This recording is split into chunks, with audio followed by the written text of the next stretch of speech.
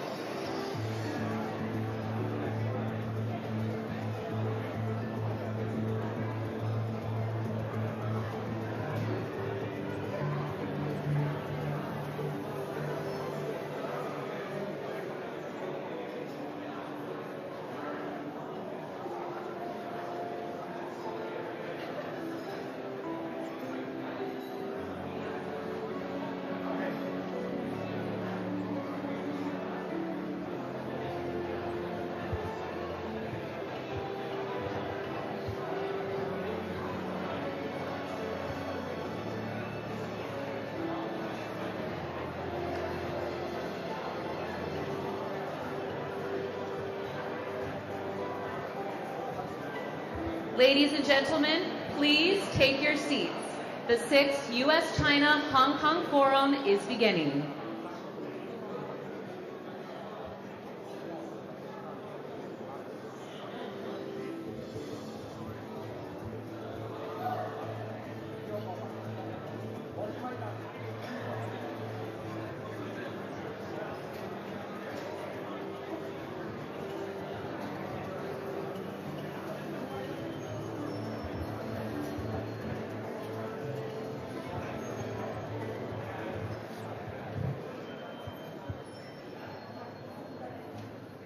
QCEF is a dynamic platform for exchange between the people of China and the United States and the world they shape together. We build confidence and trust, traveling beyond borders and politics to a point where hearts meet and connection begins. Our work flows from the vision of Mr.共築和, our founder and chairman emeritus, who established QCEF in 2008. He gave us a dream that tomorrow will be better than today, which we manifest through the power of partnerships and people-to-people relations. Based in Hong Kong, we leverage our unique advantages as an international city for finance and commerce and a center for culture, ideas, and perspectives. QCEF advances its mission through 5 strategic initiatives: dialogue, scholars, digital, culture, and global solutions. Our annual flagship event is the US-China-Hong Kong Forum, where heads of state and Nobel laureates lead conversations shaping the future. Throughout the year, we cultivate open dialogue that push the boundaries of understanding and generate real-world impact. We invest in the next generation through travel, learning, and research grants, with an alumni network of over 3,000 QCEF changemakers, faculty and academics from high schools, universities, and think tanks forge relationships that transcend political cycles. We bring our mission to life through multimedia storytelling designed for today's global audience.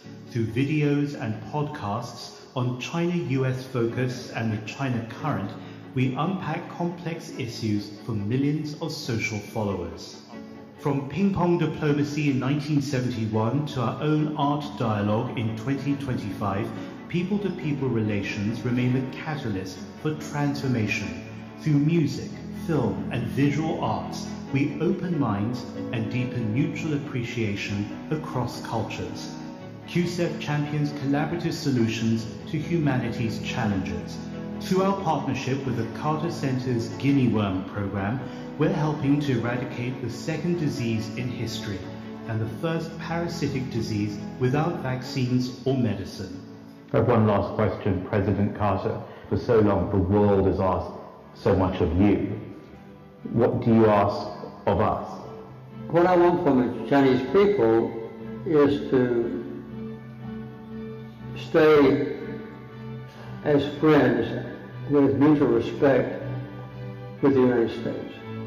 We're the two most powerful countries on earth, and China is becoming even more powerful as the years go by.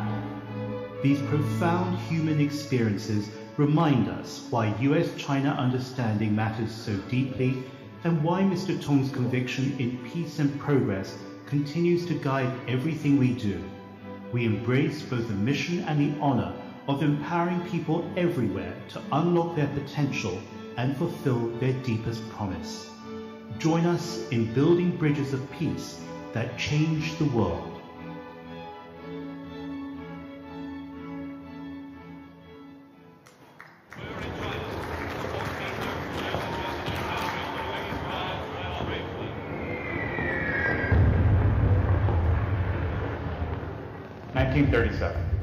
World War II hasn't begun in the West, but war rages across Asia as the Japanese invasion threatens all of China. After 4 years of fighting and in need of support, the Chinese Air Force finds critical help from the American people. With the quiet backing of U.S. President Franklin Delano Roosevelt, 300 American pilots volunteered to travel to China from the U.S. disguised as civilians. Their task is daunting: beat Japan's superior air power to run supply chains into China over the last remaining passage, the Himalaya. The American volunteers' first combat came 13 days after Pearl Harbor in December of 1941. Japanese bombers attacked Kunming, but the Americans shot down 9 of 10 enemy planes. It was the first U.S. victory of World War II. Their success earned them the name by which they are known as today, the Fei Hu Dui, or Flying Tigers. In just 7 months' time, the Flying Tigers shot down over 300 enemy aircraft, while only losing 12 of their own. Along the way, Chinese villagers risked their lives to raise the alarm during air raids, maintain the runways, and rescue downed pilots.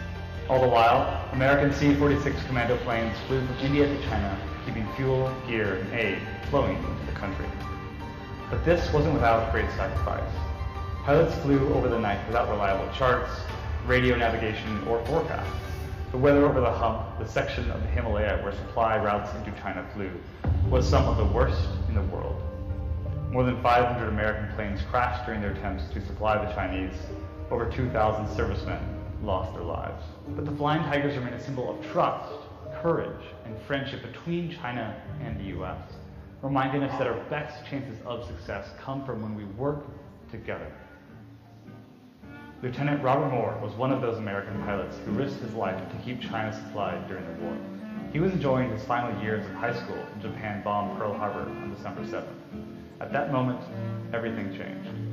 Lieutenant Moore registered for the draft, confident in one thing: he wanted to be a pilot.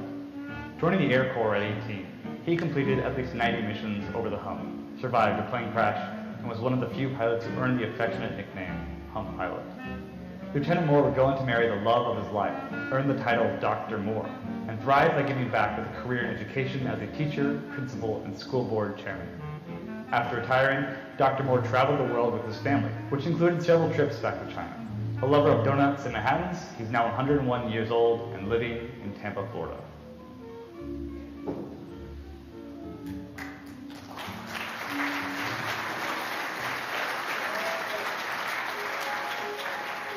Some 80 years ago, the war ended and peace returned, a moment made possible by people like Dr. Robert Moore. Ladies and gentlemen, to open the 6th US-China Hong Kong Forum, one of the last surviving flying tigers, Dr. Moore.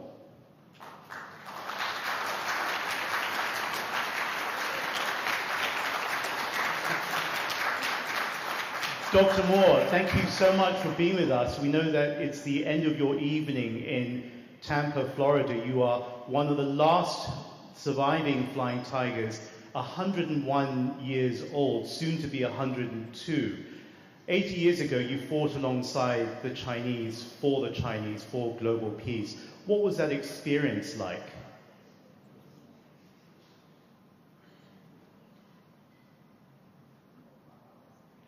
Good morning to all my friends. I am privileged to be able to share these few moments with you. I was a home pilot. I made 96 flights over the hump. I was part of a team, but only half of the team. It was very important that we worked together. I would bring supplies over to Kunming before my props of my planes had stopped turning. My Chinese team members were aboard unloading things as quickly as they could, and together we were very successful. A team is extremely important. I cannot stress that enough. I would fly back to India to refill my plane with more supplies and then fly them over the Himalayan mountains again. It is very important to remember that we were successful because we worked as a team. And I would stress how important teamwork is. In the future, with the things that are happening in the world, it's very important that we remain team members. Consider the rising sea world. All the cities along the coast are threatened by the rising water. A team would be better equipped to deal with that than individual countries. There's things that are concerning to me, like the fires, the floods, the famine, and most of these things would be better resolved if we worked cooperatively as a team. So I encourage you, in the future, when you have a problem that's affecting the earth, get together, form a team, and you could be much more successful at solving the problem. I look forward in the future to hearing that you're working as a team. I want you to do that because I'm pleased that you would consider that.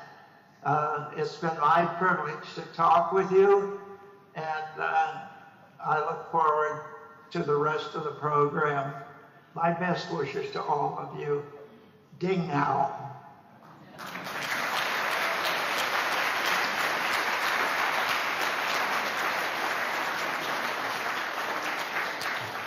Dr. Moore, I'm sure you can hear hundreds of people not only applauding your words, but resonating with your message. You've touched on the theme of cooperation.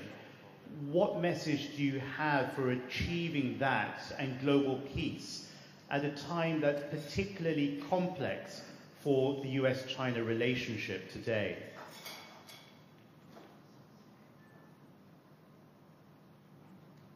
Thank you for having me. Well, that was the last word. Dr. Robert Moore, thank you so much for being with us.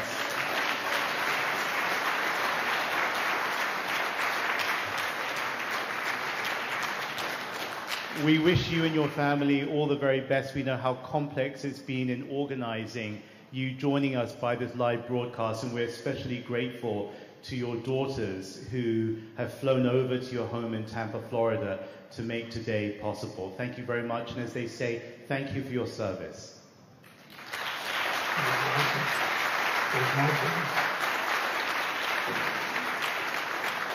Well, I'm not sure if you saw in the background there that Dr. Moore had a Star-Spangled Banner. right above his head. And that's no ordinary flag, it's the actual piece of fabric that was flown into the back of his flight jacket in case he crashed or was captured by enemy forces. And I asked him yesterday, what does it actually say there? And he says, underneath the flag, it says, "Dear friends, I am an Allied fighter.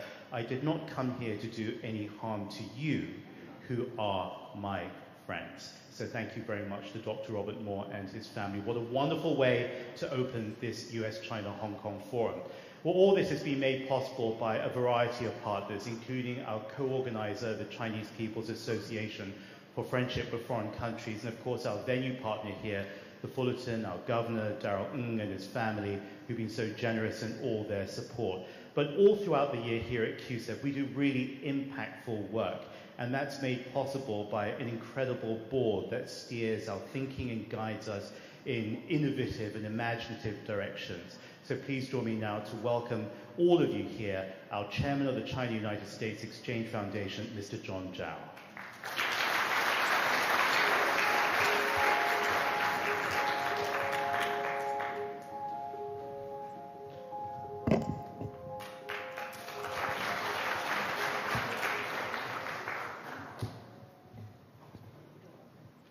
Dear friends,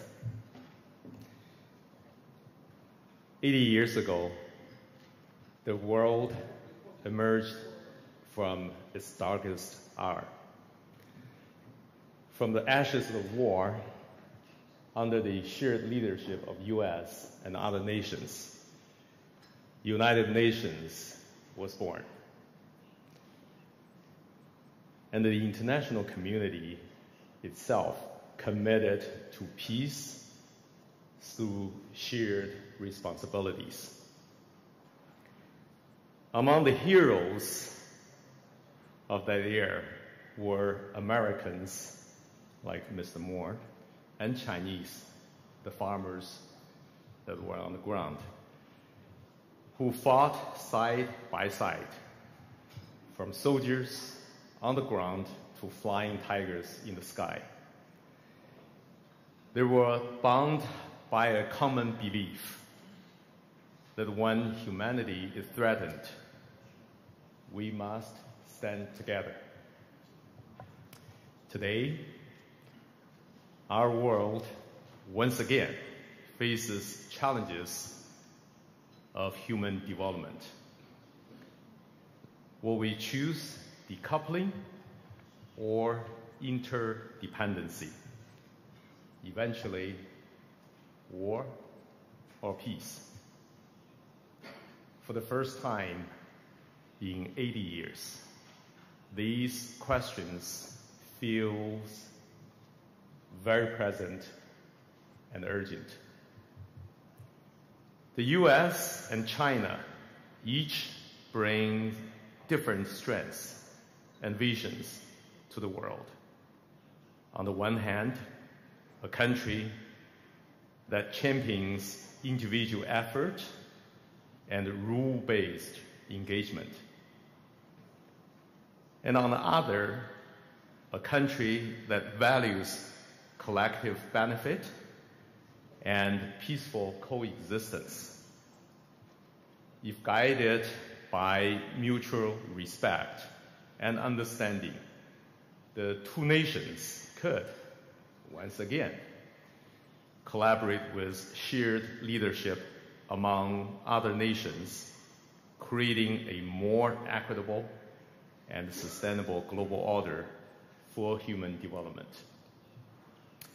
This is what we seek to do through CUSEF and through this US-China Forum in Hong Kong, to curate and connect the best of our two peoples and of the wider world.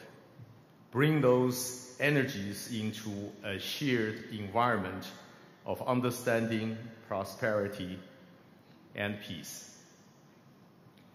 This year, our theme, Circles for Peace, reflects that mission. It reminds us that peace, like a circle, has no beginning and no end. It connects people across nations and generations and demands constant renewal through dialogue and action. Hong Kong is the perfect place for this, a city that exemplifies global connections, where finance meets culture and where ideas flow in and out freely. Here, we're not only conveners, but curators, selecting and shaping the conversations that matter most to the global future and to human condition that underpins it. Hong Kong's beauty and its people's charm are perfectly reflected in our hosting hotel and its owner, Sino Group. Our speakers and participants reflect that same spirit, from teenage school students I see in this room, and to those with decades of wisdom and experiences to share. Together, you embody the living circle of this forum. We thank you deeply for lending your voices, your expertise, and your time, and hope this circle dialogue. So, as we begin, let's remember that the peace we inherit is not guaranteed. It must be renewed through dialogue, mutual learning, and a shared determination to protect human conditions. By the time we say goodbye in Hong Kong, we must create our own circle for peace, one without beginning or end, connecting nations, generations, and all who believe that peace must be built, not wished for. So, let's begin. I'd like to take this moment to introduce our co-organizer, joined the forum for the first time, the Chinese People's Association for Friendship with Foreign Countries. They've played a key role to bring this gathering together this year in Hong Kong. So it is my pleasure to introduce Mr. Shen Xin, Vice President of the Friendship Association. Please.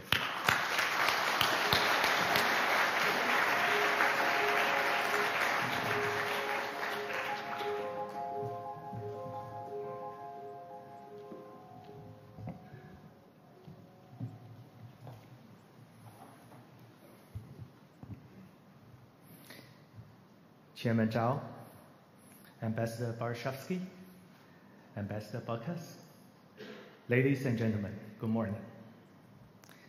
It is a great pleasure for me to get together with all the distinguished guests from China and abroad for the 6th Hong Kong China-US Forum.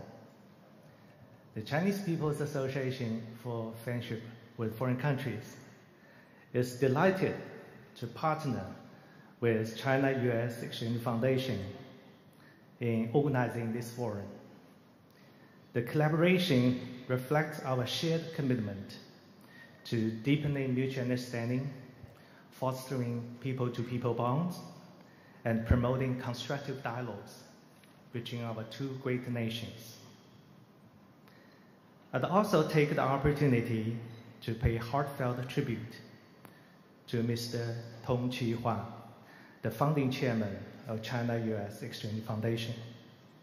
His visionary leadership, unwavering dedication, and relentless efforts have been instrumental in establishing this forum as a premier platform for China-US engagement. We are deeply grateful for his pioneering spirit and enduring support. There are quite many issues we have to discuss on China-US relationship. But there's one fundamental question we have to answer first of all. That is, China and the United States are adversaries or partners? This is the answer we must seek at first. Because, as President Xi pointed out, if one sees the other side as a primary competitor, the most consequential geopolitical challenge and a pacing threat, it will only lead to misinformed policymaking, misguided actions, and unwanted results. The good news is the top leaders of both nations reaffirm that China and the United States are partners in their recent summit in South Korea. President Xi stated very clearly in his opening remarks that China and the United States should be partners and friends. This is what history has taught us and what reality needs. China and the United States can jointly shoulder our responsibility as major countries and work together to accomplish more great and concrete things for the good of our two countries and the whole world. According to the press release by the Foreign Ministry of China, President Trump also made clear that China is the biggest partner of the United States. Together, our two countries can get many great things done for the world and have many years of success. The two heads of state have set the tone for the bilateral relationship. The next issue is how to turn their strategic decision into concrete actions. To achieve that, I believe we have to follow three principles: mutual respect, peaceful coexistence, and a win-win cooperation. I also heard President Carter mention mutual respect in the video clip we just watched at the beginning of this forum. Mutual respect is a basic requirement for partnership. In the past several years, to approach China from the position of strength became a catchphrase of some American politicians. Such condescending expressions exert no positive impacts on the joint efforts to establish partnership, but to damage the atmosphere for equal and constructive dialogues. Any unilateral threats and sanctions posed by the U.S. would inevitably lead to the vicious cycle of mutual retaliation. Instead, dialogues and negotiations based on equality and mutual respect could yield positive results welcomed by people of both countries and the world at large. This is the truth, which has been proved again and again in recent months. Peace is the common aspiration for Chinese, Americans, and all other people in the globe. It is also the subject we are going to discuss on this forum. China had been a victim of colonization and foreign invasion for over 100 years, and the painful memories are still lingering in the minds of Chinese people. Therefore, no other people than Chinese understand the pivotal importance of peace and national defense. A strong military force of China is to protect Chinese territory, to deter any possible enemies, and to ensure an everlasting peace for the Chinese people. As President Xi stated during his recent meeting with President Trump, China has no intention to challenge or supplant anyone. President Trump also said in an interview with CBS that U.S. can be better, bigger, better, and stronger by working with China. Therefore, peaceful coexistence is an important consensus reached by two leaders and our two peoples. We should continuously solidify the common ground, which has a tremendous bearing on the well-being of the two people.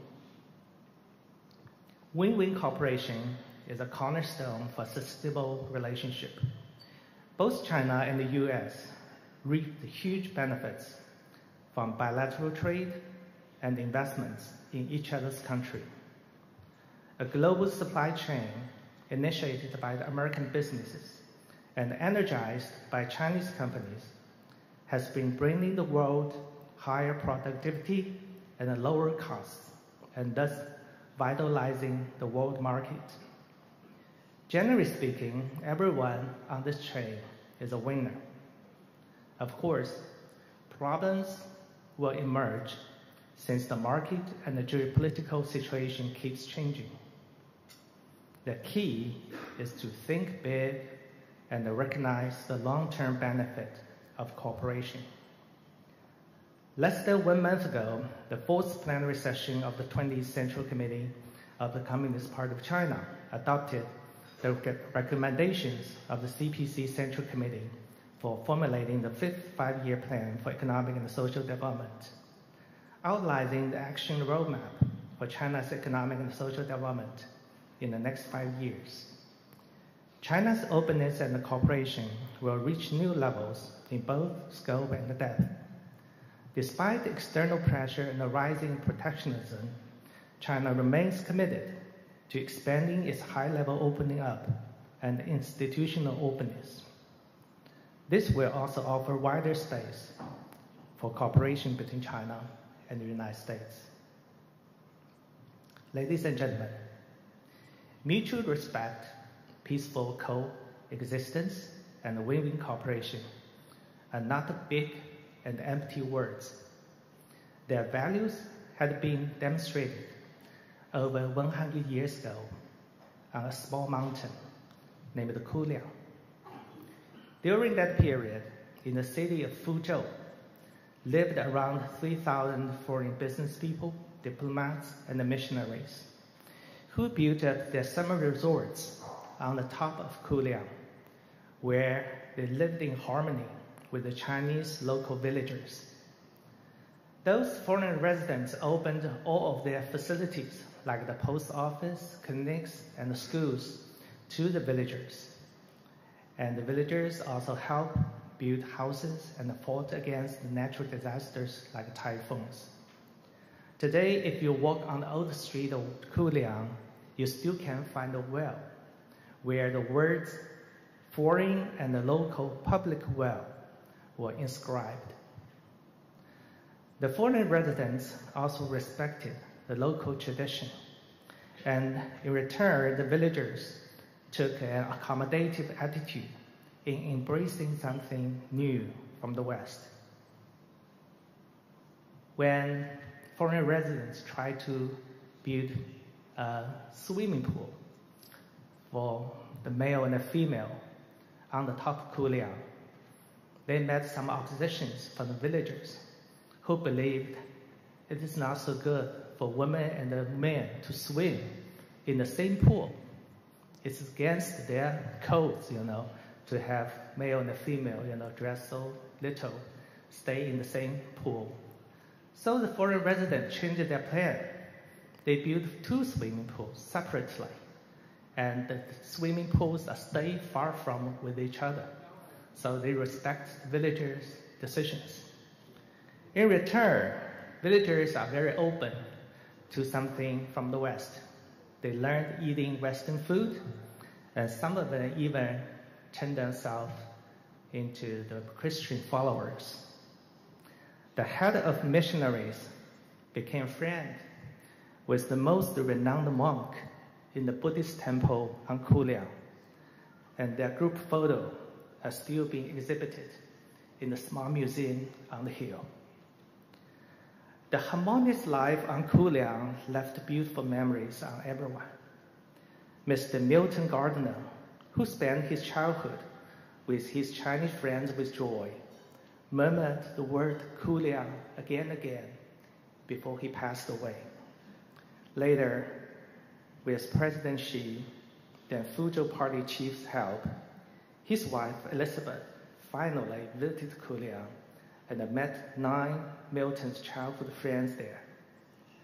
Later, some residents and their descendants formed the Kuliang Friends Group to remember and remain this enduring friendship. In 2023, they wrote a letter to Xi, sharing their ties to the place. Xi wrote back, saying their stories once again highlight that the Chinese and American peoples can transcend the differences in system, culture, and language to forge deep friendships. In the year of 2024, more than 500 young people from both China and the United States gathered in Fuzhou to launch the Bond with Kuliang 2024 China-US Youth Festival. In a letter to the event, President Xi wrote, "I'm pleased to see young people from all walks of life in China and the United States gather in Fuzhou to relive the story of Kuliang, pass on the love of Kuliang, and help enhance exchanges and understanding between the two peoples." The love of Kuliang does pass on.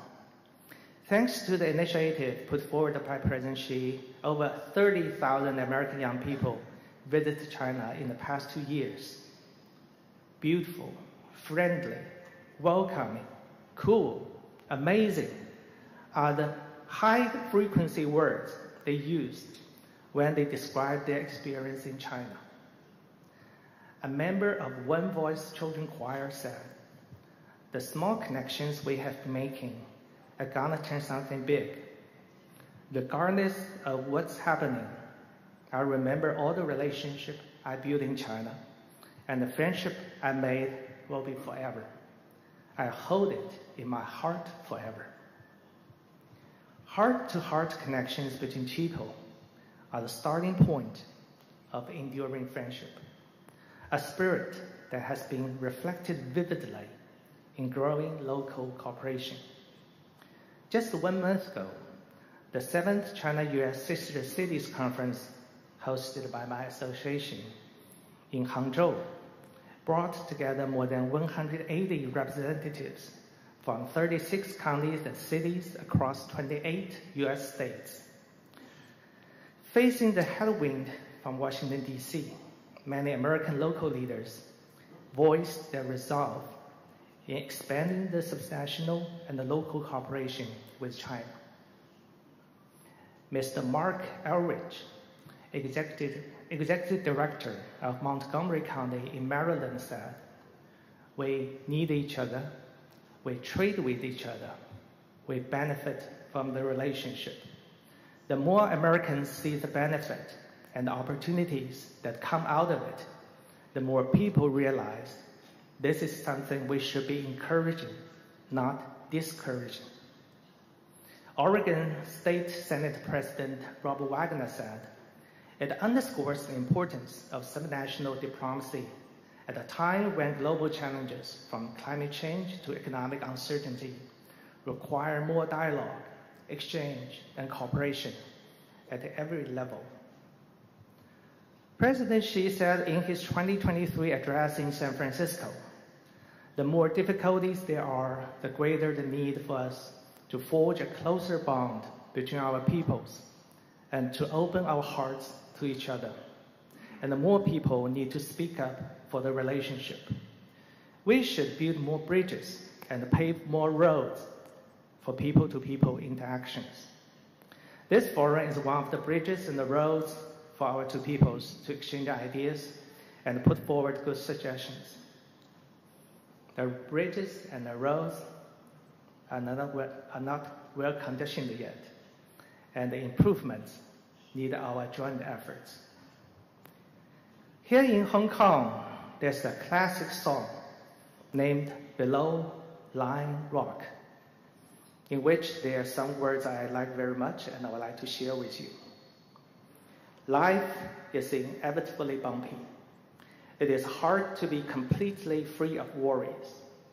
Since we are in the same boat, let us help each other, cast aside our differences, and face things together. Release the conflict in our hearts. Together, we chase our dreams. This is my hope to all the distinguished guests present here. Let's join our hands and together do something good to China-US relations, so both Chinese and American people can fulfill their dreams. Thank you.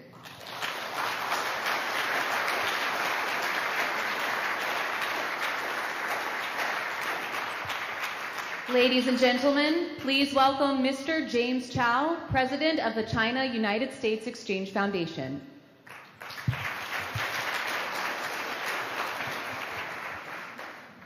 Well, you heard this year's theme, Circles of Peace, a vision for shared leadership, for shared responsibility. Today I want to reflect on where these circles truly come to life here at the 6th US-China-Hong Kong Forum. Now, the word forum is not random. We didn't just pick it. It carries a profound legacy. In ancient Rome, the forum was the beating heart of civic life, an open space where citizens gathered to exchange ideas and shape the destiny of their city. The Greeks called theirs the agora, a place for dialogue, trade, and public debate. And while ancient China had no single equivalent, for thousands of years its courtyards, markets, and temple squares served the same or similar purpose, which is bringing people and cultures together to listen, learn, and contribute. Today, in a modern age, that space for dialogue has moved into digital platforms like TikTok and RedNote, and of course you'll notice this is the first time we've moved here to this hotel for this forum because of that nice, wide, inclusive, open space. Throughout history, progress has moved forward whenever people meet, share ideas, and act together. And that is why we invoke the word forum with reverence, because it represents openness, participation, and possibility. Over the course of today, our contemporary forum in Hong Kong will unfold over 3 concentric circles: artificial intelligence, geopolitics, and people-to-people relations, the very forces shaping our common future. Each circle is designed not only for discussion, but for action, beginning with a keynote to inspire, a panel to debate, and a masterclass to translate ideas into practical insights. Even this room speaks to that intent. Its design ensures inclusion. Every seat is a front row. Here, privilege does not sit at the center, it circulates among us. This is not a closed chamber, it is a public commons. So we're really honored to welcome each of you, an extraordinary group of international participants. You are policy architects, diplomats, business leaders, artists, and students, each bringing with you a unique perspective. And among them, of course, Muhammad Yunus, winner of the Nobel Peace Prize, Presidential Medal of Freedom, and Congressional Gold Medal, whose vision is today guiding the futures for over 170 million people in Bangladesh. Together, our participants form a living portrait of our theme, Circles for Peace, diverse yet united, equal in voice and purpose. And as our chairman said earlier, peace, like a circle, has no beginning and no end. It must be continually redrawn through dialogue and understanding. And our task here is to help the US, China, and the wider world find that common ground and sustain that effort across generations. Each conversation we have here at this forum strengthens the foundations of trust and responsibility on which the very foundations of peace really depend. So let's take this over here now, because we have a number of signature sessions every year, and one of them is the Ambassador's Address. We're really proud of this tradition because we want to get these policy architects into the room and tell us what's happening over here. Today we're going to be listening to His Excellency謝鋒, the Ambassador of China to the United States. He, of course, served as China's top diplomatic envoy to Indonesia, and uniquely was the head of the Foreign Ministry Commissioner here in Hong Kong. He's been a diplomat for more than 40 years, the last 3 years in Washington, D.C., navigating the ups and downs in the US-China relationship. Here's his address. Please welcome Ambassador Xie. Chairman Jiang Zhao, Chair Shalin Bashevsky, Ambassador Max Baucus, ladies and gentlemen, friends, old and new. It gives me great pleasure to join you in the beautiful city of Hong Kong via video link. For me, Hong Kong always holds a special place in my heart, filled with fond memories. This is also the third time that I have attended the US-China-Hong Kong Forum since I came to the United States. I look forward to discussing China-US relations with you and jointly exploring the way forward. This year has witnessed ups and downs in China-US relations, especially bilateral economic and trade ties came across major setbacks at one point. At a critical moment, President Xi Jinping and President Donald Trump navigated the giant ship of China-US relations through rough waters and hidden rocks and steered it forward with their strategic guidance. Together, we have taken new steps to explore a right way for our two countries to get along in the new era, a course of the century. It is both the shared wish of our two peoples and a common expectation of the entire world that we can promote the steady, sound, and sustainable development of China-US relations from this new historical starting point. To this end, I would like to share with you three thoughts. First, it is important to keep to the direction set by our presidents and faithfully implement the consensus reached during their meeting. Heads of State's diplomacy served an anchor for China-US relations. Since the start of this year, President Xi Jinping and President Trump have spoken on the phone 3 times, exchanged several letters, and held a successful meeting in Busan not long ago, recalibrating the direction of China-US relations at crucial junctures. The Busan summit is not the finish line, but a new starting point. The pressing priority is to ensure whole process management, take solid steps to follow up, and in particular, act on the consensus reached between the two presidents during the meeting as early as possible, so as to lay a firm foundation for China-US relations for the benefit of both the countries and the world. China always keeps its words. We hope the US side will work with us in the same direction and take concrete actions so as to reassure both our peoples and the international community. The current stabilizing momentum has not come easy and should be doubly cherished. It is important to avoid flip-flopping, causing any new disruption, or taking one step forward but then retreating half or even 2 steps backward, which would only cause new difficulties and obstacles for bilateral relations. Second, it is important to draw wisdom from history and resolutely advance mutually beneficial cooperation. This year's forum will look back on the history of China and the United States jointly defeating fascism and building the post-war international order 80 years ago, and inspire us to cherish the value of peace and cooperation. Despite the wind and rain China-US relations have gone through over the past 8 decades, from every perspective, our shared interest in safeguarding world peace and prosperity always come first.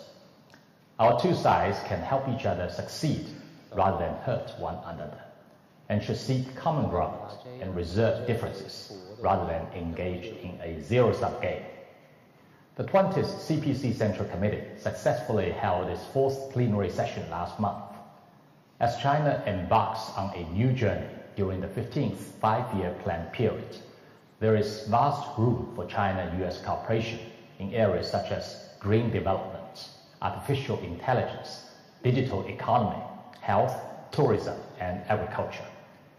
At the recently concluded 8th China International Import Expo, American companies took up the largest exhibition area for the 7th year in a row, casting votes of confidence in the Chinese economy, with China's middle-income group set to exceed 800 million in the coming decade or so. The world's largest, most vibrant consumer market is taking shape at a faster pace. This open and ever-developing supersized market will bring huge opportunities like never before to the US and the entire world. China and the United States should make the list of partnership longer and the cake of cooperation bigger. To resolve the major challenges facing the world today, coordination and cooperation between our two countries are indispensable. We need to live up to our responsibility as major countries and together inject more stability and positive energy into world peace and development. Third, it is important to cultivate the foundation of people-to-people exchanges and bring hearts closer. The Chinese and American peoples share a natural affinity for each other. Our exchanges run deep and long, and the bond between our peoples have never ceased to grow. More than 2 centuries ago, the US ship Empress of China set out on a voyage to China, marking the start of bilateral trade. Half a century ago, ping-pong diplomacy helped to break the ice during the Cold War and facilitated the establishment of China-US diplomatic relations. Over 40 years ago, stories of the old friends in Iowa and the bond with Kuliang added a heartwarming chapter to our relations. Today, President Xi Jinping's initiative to invite 50,000 young Americans to China on exchange and study programs in 5 years is being put into action. And we are seeing more and more young Americans coming to China and building new bridges of goodwill across the Pacific. For years, the China-United States Exchange Foundation has been dedicated to nurturing mutual understanding and affinity between our two peoples and has made important contributions. Meanwhile, a few individuals in the United States have seen Chinese students, scholars, and friendly organizations like the Foundation as national security threats through a biased lens and have tried every means to smear and obstruct them. But just as the line in a Chinese poem reads, "No mountain can stop the surging flow of the mighty river," the tide of people's friendship will never be held back by the undertow and will continue to forge ahead.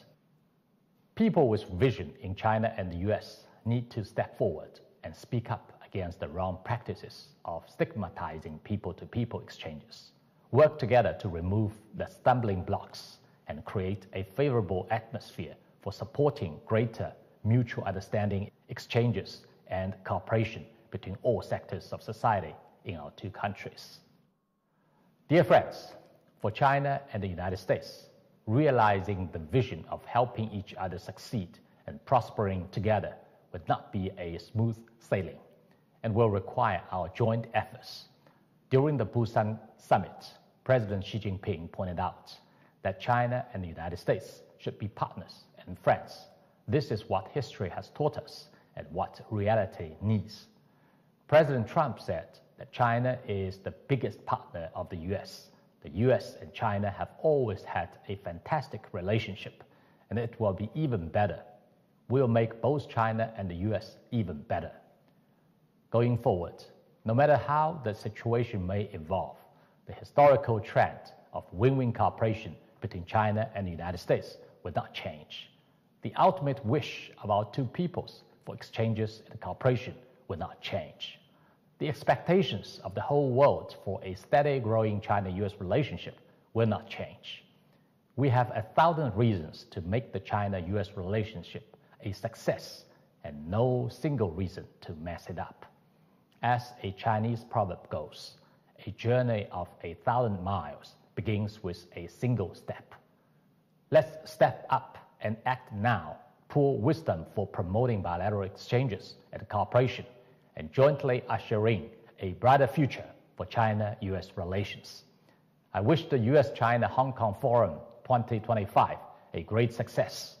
May Hong Kong, the pole of the Orient, shine ever brighter and achieve new glory in prosperity and stability. Thank you very much.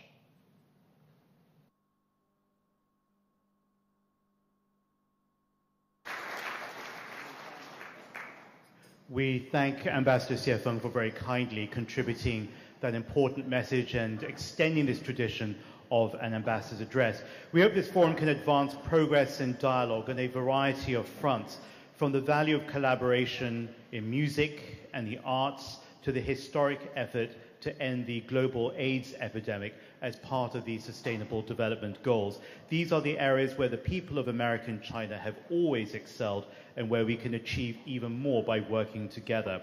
That belief underpins everything we do at QCEF. For 18 years, QCEF has served as a bridge connecting the peoples of China, the US, and the wider world they shape together. And of course, through dialogue and mutual learning, we've built trust, understanding, and relationships that truly endure. So as we begin this year's program, let's remember the same spirit of shared progress through dialogue that animated the forums and agoras of the ancient world is alive here today, in this room, in these conversations, and in the commitments that we're making here together. So let's jump now to our high-level conversation. We have a really, really fantastic panel here, and I'm going to introduce you to them now. Charlene Barszewski is the chair of one of the most phenomenal organizations that works in this area, the National Committee on U.S.-China Relations. Many, of course, remember her as the U.S. trade representative who worked with the Chinese premier at that time, who helped bring in a new area of globalization. And we're so happy that she's here with us again. Nirupama Rao was the 28th Foreign Secretary of India and former ambassador to both China and the United States. And Professor Wang Jisi, the president of the Institute of International and Strategic Studies over at Peking University. We welcome you all to join us on stage now.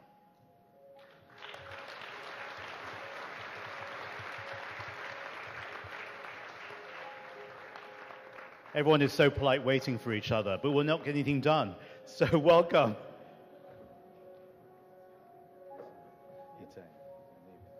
You'll sit under your picture, your photograph over here. So this is going to be a really exciting session where eminent speakers will examine the unraveling of the multilateral rules-based system and the divergent visions shaping global trade and governance. We're going to explore the drivers of volatility and discuss how economies can navigate disruption to rebuild trust and collaboration in a fractured world. But, you know, we're going to do something a little bit different here. On your tables and on your chairs, you'll find two cards, one red card and one green card, because we're going to get you all involved over here. And I'm going to ask you a couple of questions here, and you're going to vote. You're going to show us how you're going to vote. The first question is globalization over? Is globalization over? If you think so, obviously put your red card. If you think it isn't over, put up your green card. So is globalization over? This means yes, it's over. No, it means it's over. Even I'm getting confused. Here you go. I'm aging. I need to be in this session. Okay, it's not over. So that, I would say, keep them up, keep them up, keep them up. We need a good picture over here. Well, you know, they would love to see this over in the West. The vast majority of you thinks that globalization is not over. Panelists, vote please. Is globalization over?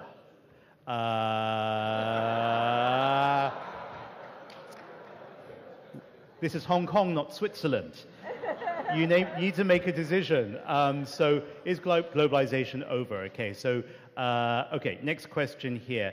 Can the US and China still cooperate meaningfully on shared challenges? Yes, green, red, no.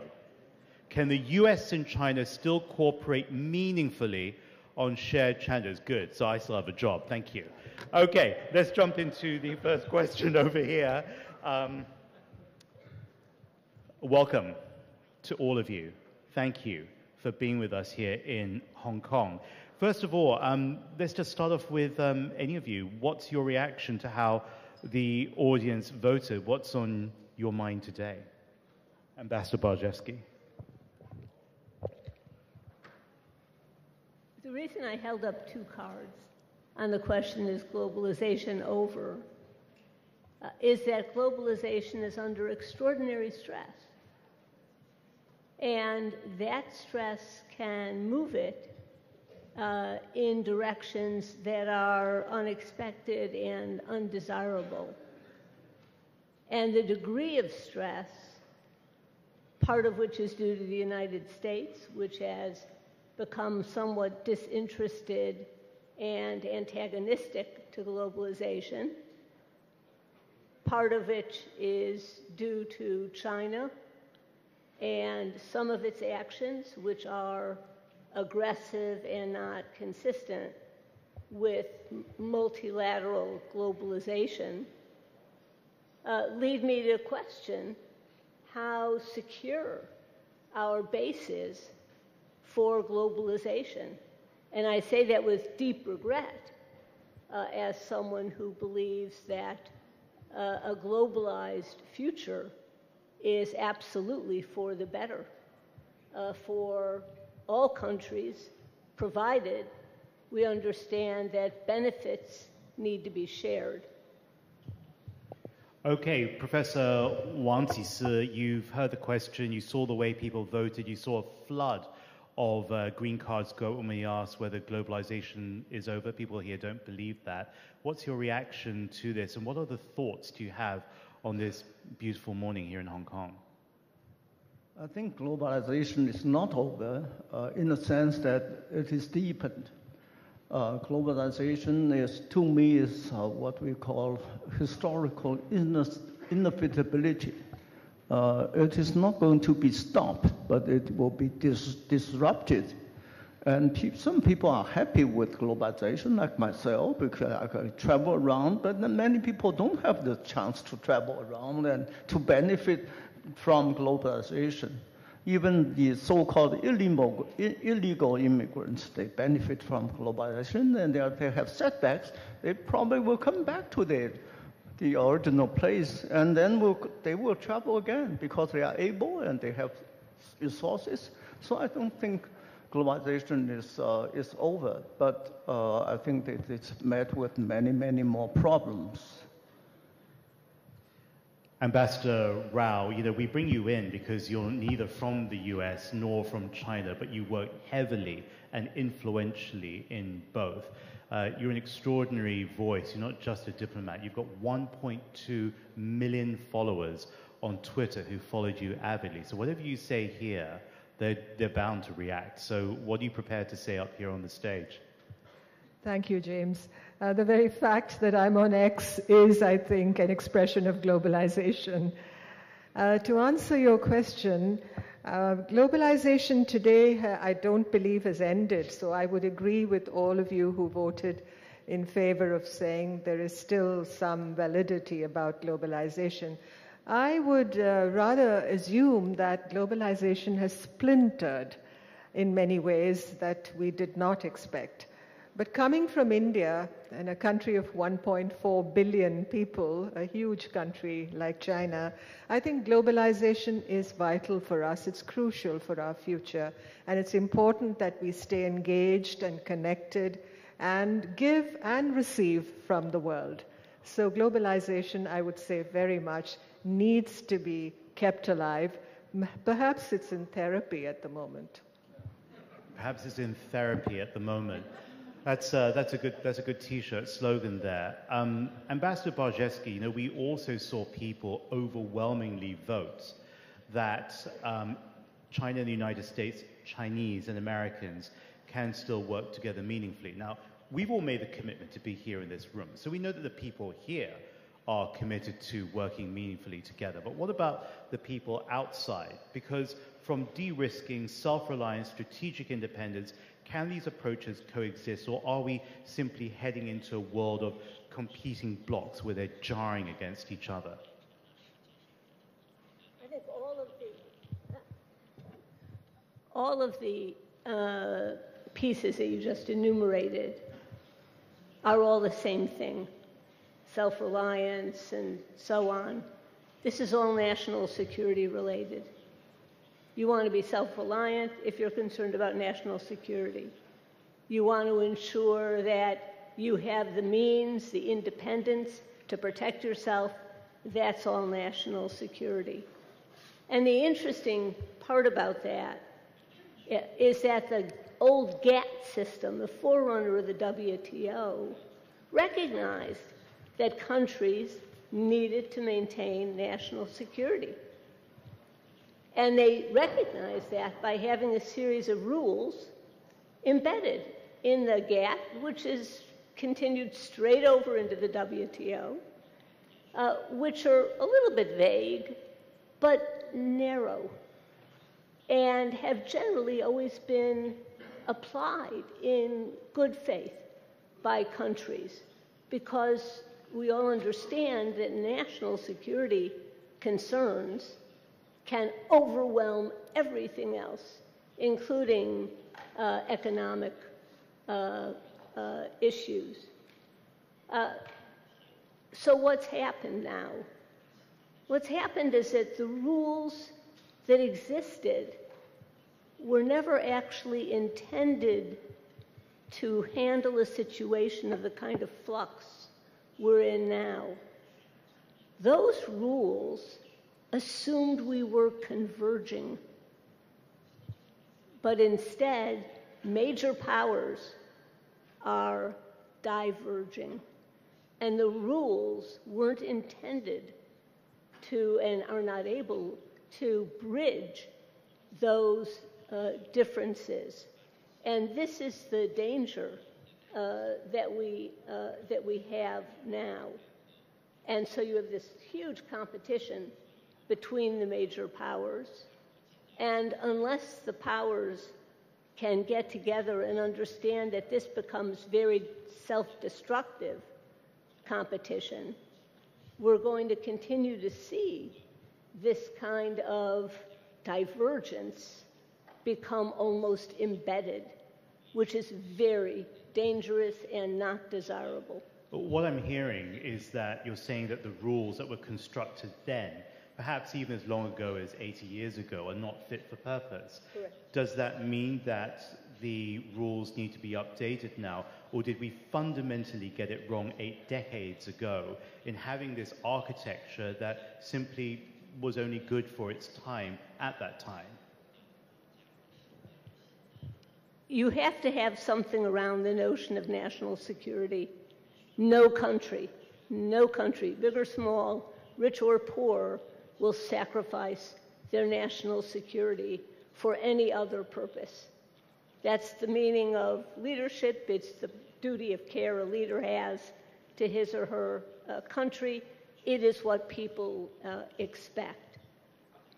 What you can try to do, which I think is what the US and China have now done between the presidents, is at least place a tactical floor underneath some of this divergence, and then slowly work on the strategic reasons that there's a kind of negative spiral going on. And those strategic issues are very difficult, but at least if you have a tactical floor, you have an arresting of the downward spiral, and that allows for progress along the way. But this is very difficult, and the issues are very difficult. Professor Wang, I want to link this thread of conversation to you, because increasingly the world feels that it needs to pick one side or the other in this global playground, this global contest, that it can't be friends with the US and China at the same time.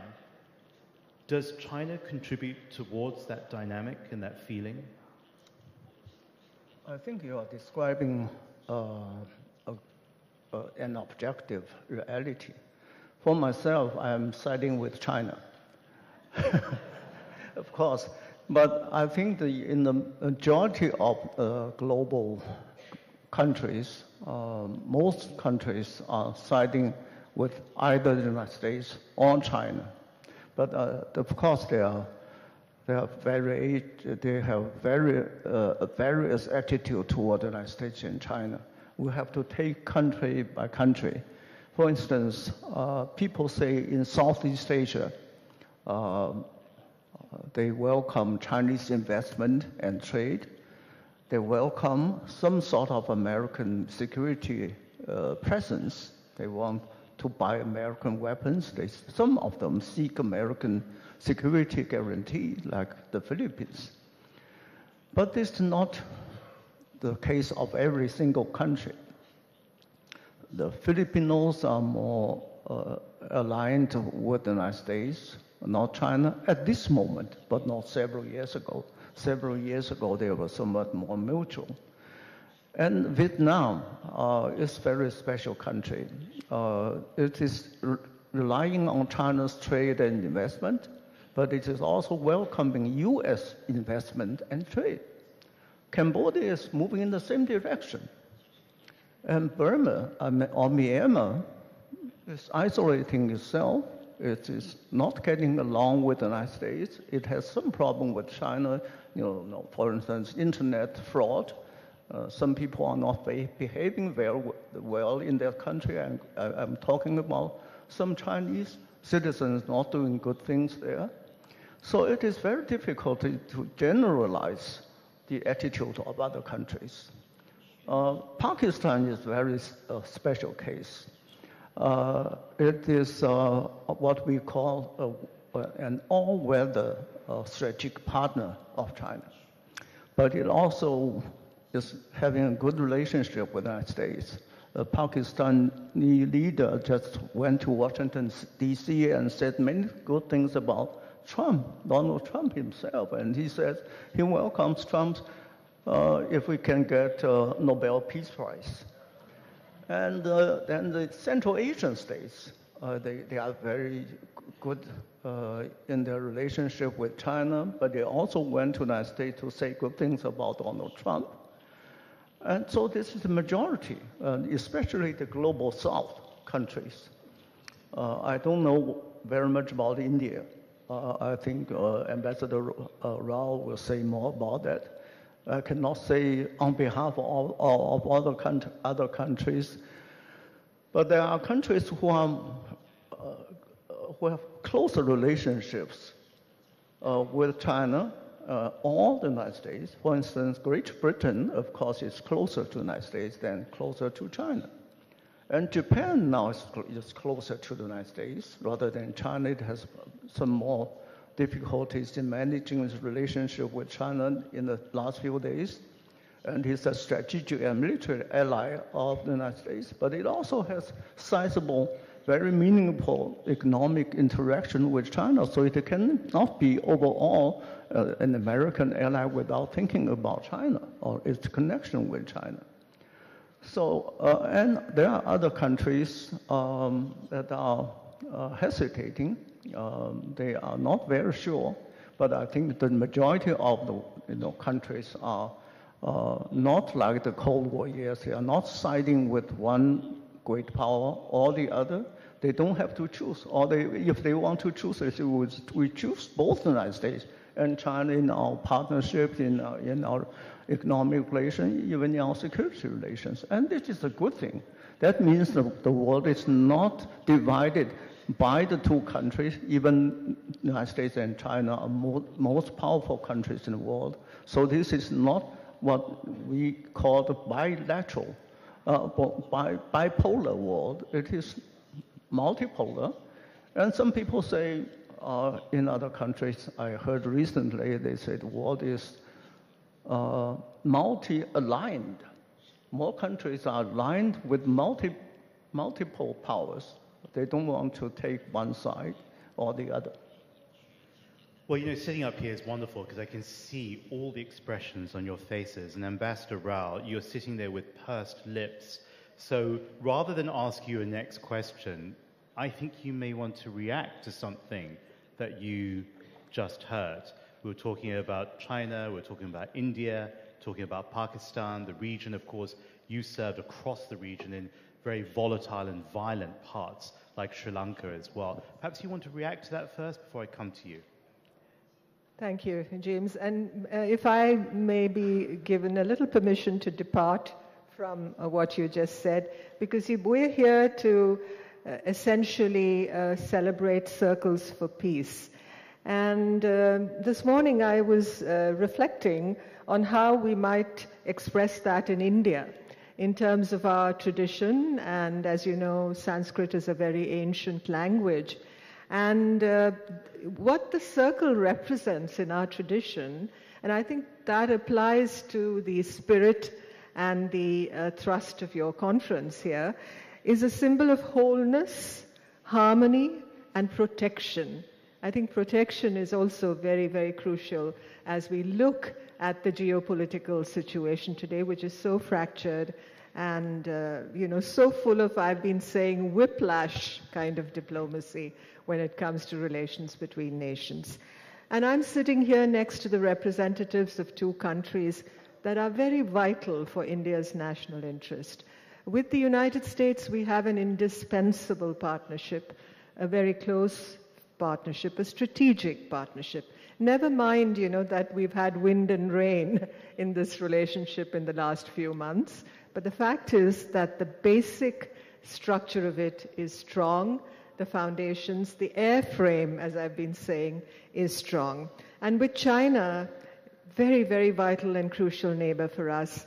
We share a common border. You spoke about the hump today, and we listened to, Mr. Moore, the last surviving member of the Flying Tigers. And, when you speak of the hump and the flights across the Himalayas are what bind India and China together. And when we speak of those flights that took place during World War II, it's often forgotten that Indian labor was the backbone of the hump, the flights. Indian mechanics, Indian workers serviced those C-46s and C-47s when they turned round and flew back into Assam. And I think that must not be forgotten. So we work together, India, the United States, and China, in fighting the forces that were arraigned against us in World War II. So there is this connection. I think that connection, despite the difficulties and the complexities in relations between India and China today, particularly.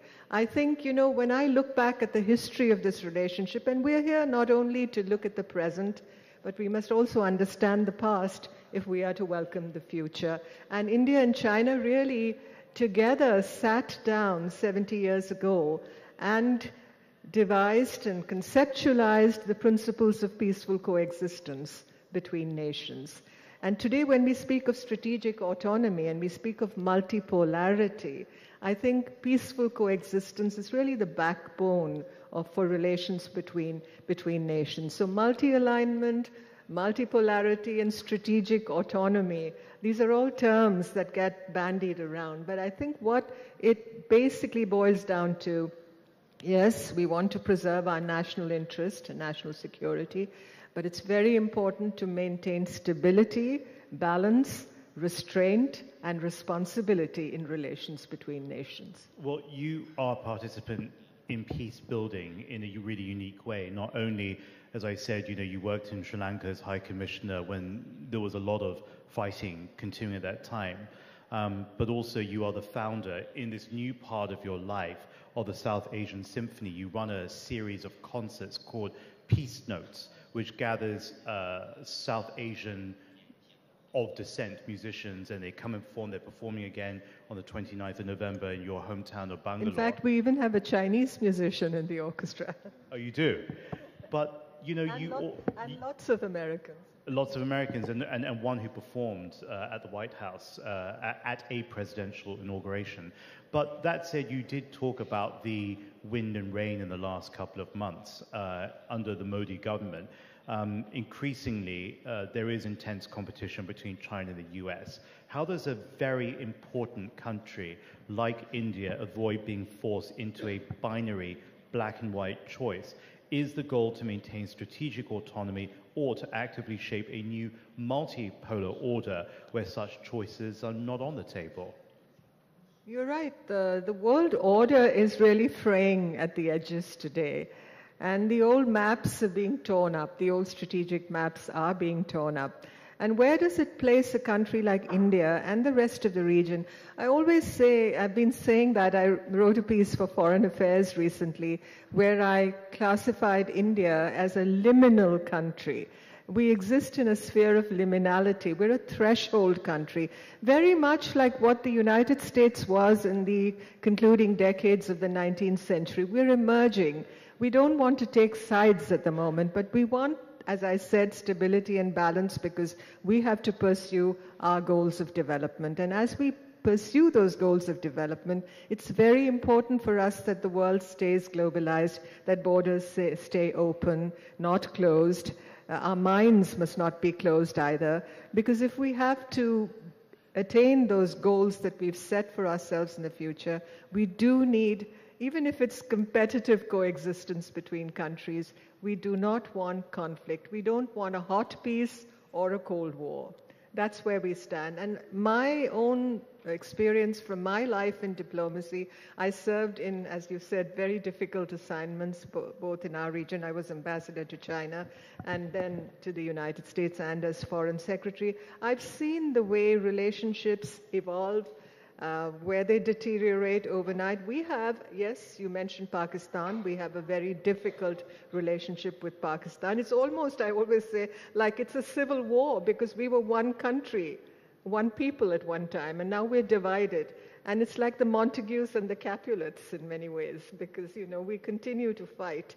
It's very different, that India-Pakistan relationship, very different from the India-China relationship. We fought a war with China, but it's not the same as what, you know, exists between India and Pakistan.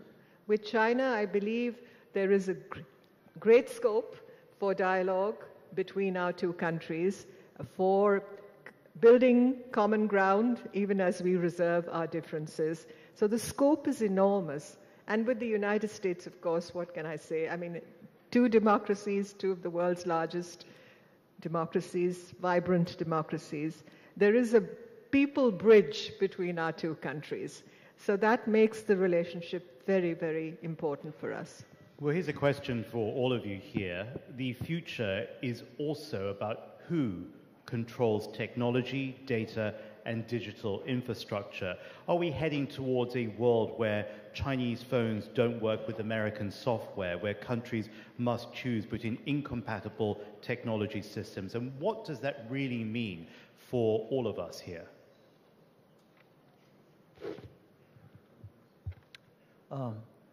I'm not good at technology, but I use technology. I use my cell phone. Several years ago, maybe about 10 years ago, when I traveled to the United States, people warned me, say, you cannot bring your Huawei cell phone to the US because it could not be used there, or it would have some other problems.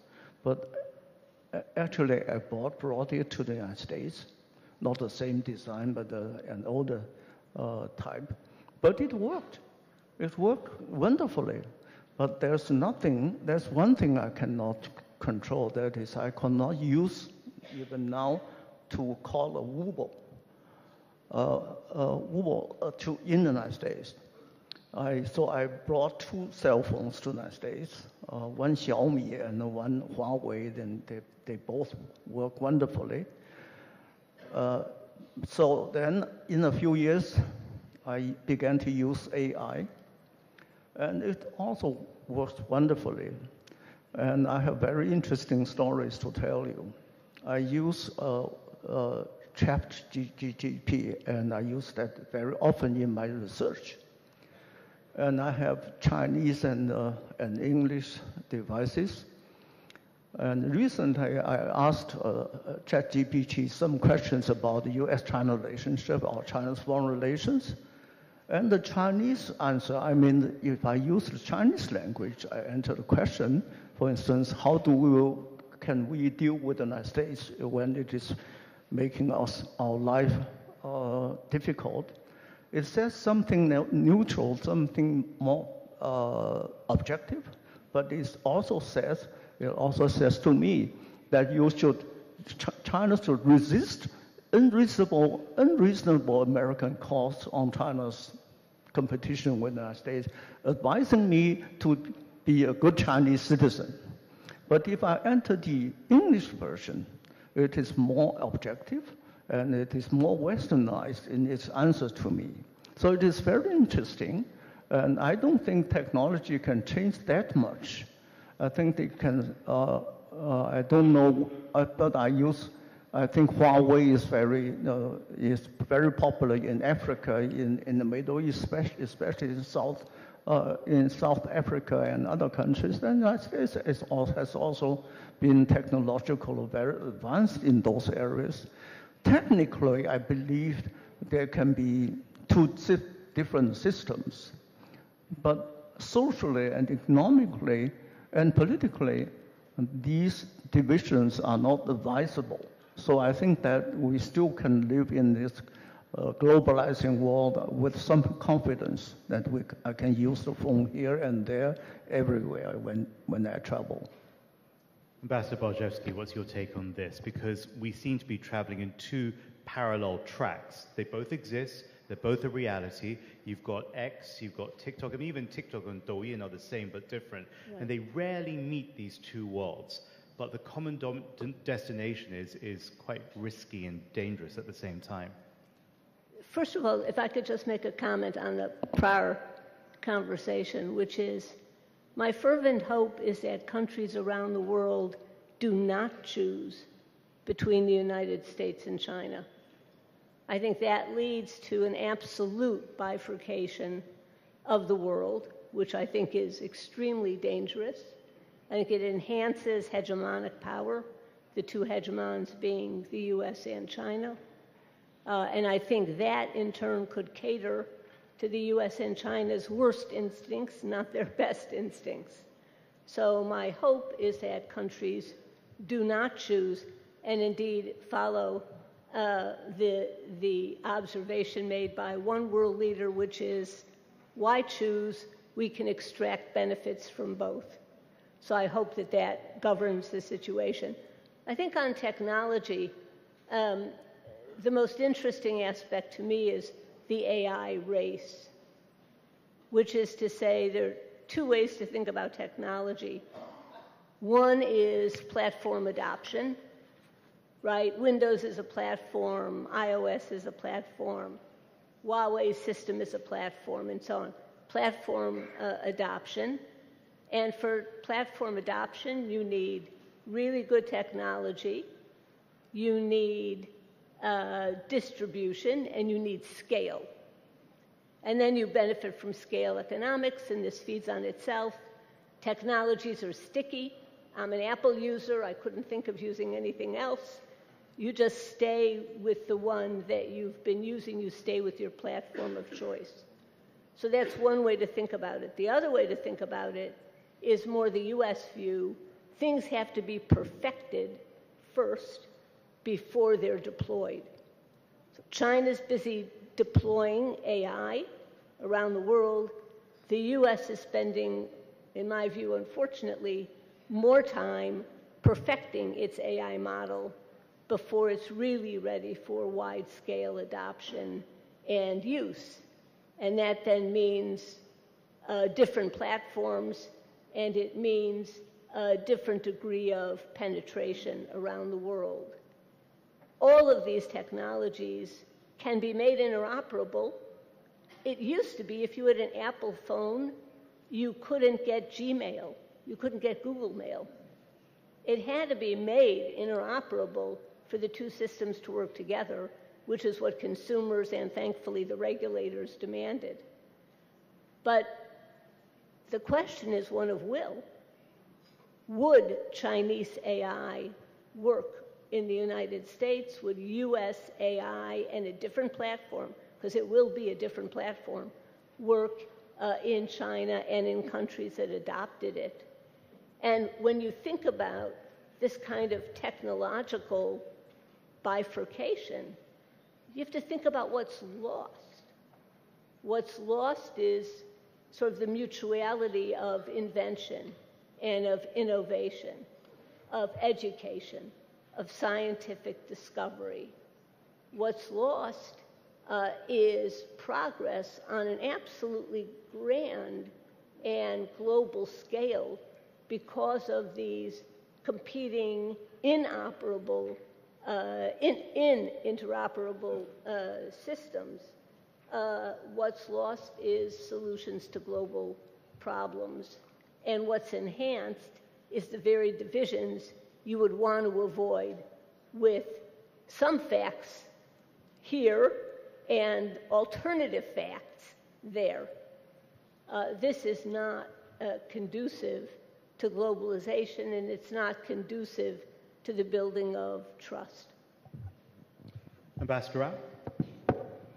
I'll be brief. I think technology adds another area of complication to the geopolitical situation today, and technological nationalism definitely complicates geopolitical divisions. So there's really a kind of new kind of iron curtain that is dropping before us in the field of technology. And you're looking at incompatible digital ecosystems around the world today, separate AI regimes and separate payment systems, you name it.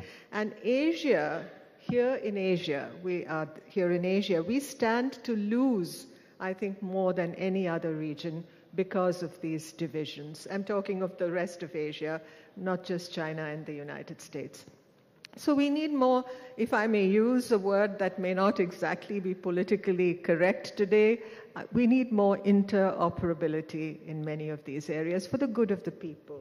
And not to sacrifice digital sovereignty, certainly not. But I was thinking of a few areas in which India, China, and the United States could really cooperate when it comes to digital diplomacy and digital cooperation. Think of health.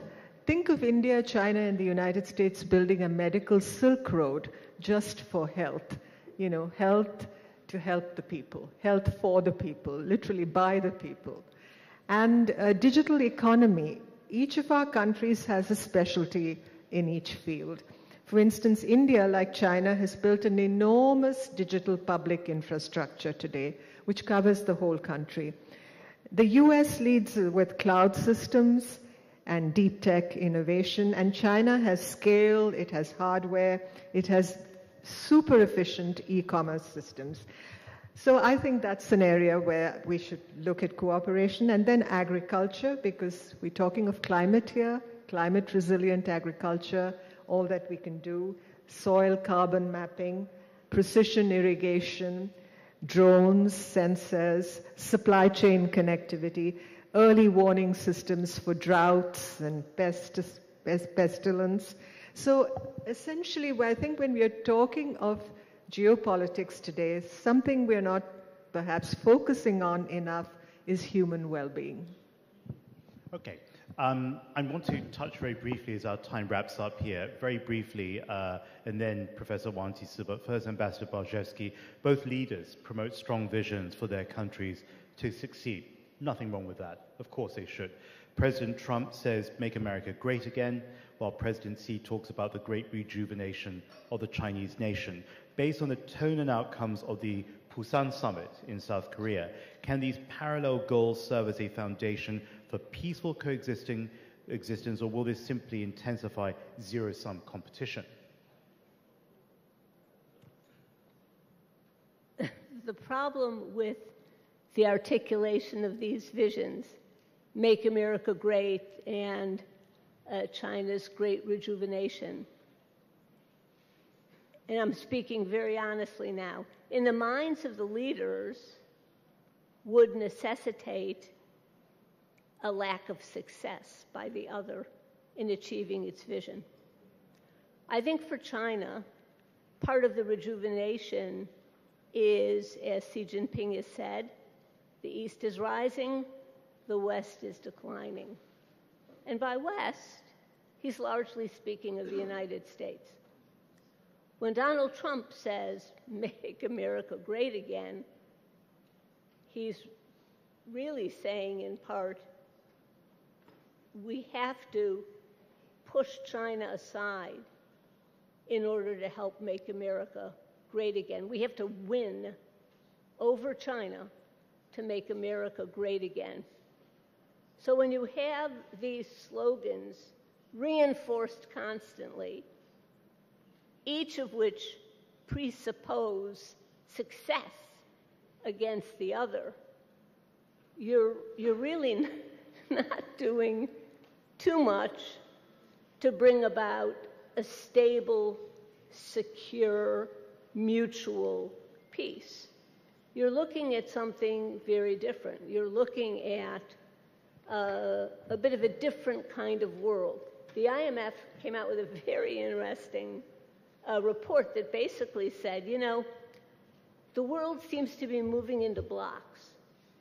And these blocks are geopolitically aligned. China, Russia, some others, part of the global south bloc, US, Europe, Japan, some others, part of a bloc, and then India, the non-aligned bloc, which will be under constant pressure. And so Make America Great Again somehow feeds into this notion of blocs or spheres of influence. China's rejuvenation, China's leadership, East is rising, feeds into something similar on its side. The way you frame a country's goals has to be really thought through carefully, and the implication of those goals has to be thought through carefully.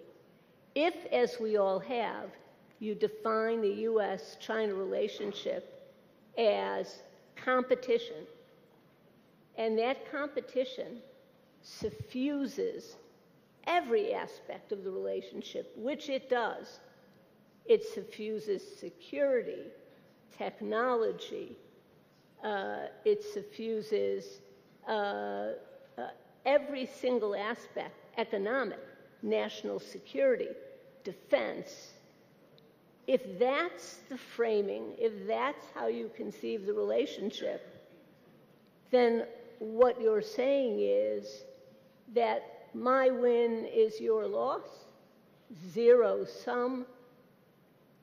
It makes cooperation almost impossible, because anything you would cooperate on, global health, for example, that leads to biotech discoveries. Who gets that IP? Who owns it? Why should I cooperate? You may end up with what I invented. So how you frame an aspiration, how you think about your aspirations, really needs to be carefully construed. I'm not a big fan of sloganeering for that reason. Words have consequences, and words convey concepts which in a broader sense may not have been what you either wanted to convey or should have conveyed if you're looking at the issue of peace. I want to end with a little bit more on the Busan Summit. You know, we have a knack here at this forum, even though we take place every November, of just catching the right moment. So last year, we were the first bilateral event globally to take place after the US presidential election, 10 days after. This time, some 10 days after the Busan Summit. So Professor Wang, to wrap this up, to what extent can the pragmatic outcomes of Busan between such as tariff suspensions and the resumptions of high-level dialogue contribute to more durable stability in US-China ties? I think the Busan Summit was a very good occasion and very encouraging. But I also want to emphasize that it was not so much well prepared in the last few days. I mean, that they did not agree to meet each other in Busan until a few days ago. So it wasn't, to me, it was important, it was encouraging. They can say many good words about the meeting, but I don't think it's a watershed moment for the bilateral relationship. It paves the way for better relationship in the future, especially if they agreed that Trump will make a visit to China earlier next year, followed by Xi Jinping's visit to the United States. These are very encouraging things. But in between, there are many things that could happen. For instance, there could be some undesirable and unexpected conflict in the South China Sea or in Taiwan or even China with Japan and other things. There are midterm elections in the United States that could erupt some things in the US. And there are also economic and social problems around the world, including in China. So I described the bilateral relationship of the United States and China in 4 features. First, a low intensity conflict. There is conflict, but there's low intensity. It's no military conflict. The second is low-level engagement. Our level of engagement today is very high level, but ordinarily we don't have very frequent visits between the two countries at higher levels. The third one is limited cooperation. That is not comprehensive all-round cooperation. It's limited cooperation. And finally, it is a managed competition, not a zero-sum game competition. Actually, when you ask the question, I think the peaceful coexistence and competition, or strategic competition, are not mutually exclusive. I think we can still live in peace, but we have some very serious competition between the two countries, and that might be good to some people. And it's not a zero-sum game, but in China we hear very often that China is rising up, the United States is declining, or the Western world is declining and the Eastern world is rising. I don't like these phrases. Honestly, in this setting, I would say both the United States and China are rising powers. If you compare U.S. today with Japan and Europe and some other Western countries, it is a rising power. And China is rising power definitely. So both countries are rising up in different fashions, in different ways, and even in different directions. But we have to cooperate. We have to deal with each other in a more meaningful and cooperative way. We're grateful to each one of you for being with here, and in so doing, establishing a tone, a narrative, many thoughts that are going to feed us through the rest of our forum together. Professor Wang Jisi, Ambassador Barszewski, and Ambassador Rao, we're going to take very much the wonderful idea, but also substantive idea that you've given us on a health Silk Road as a possible concept to explore and work on for the US, China, and India. Thank you all very much indeed.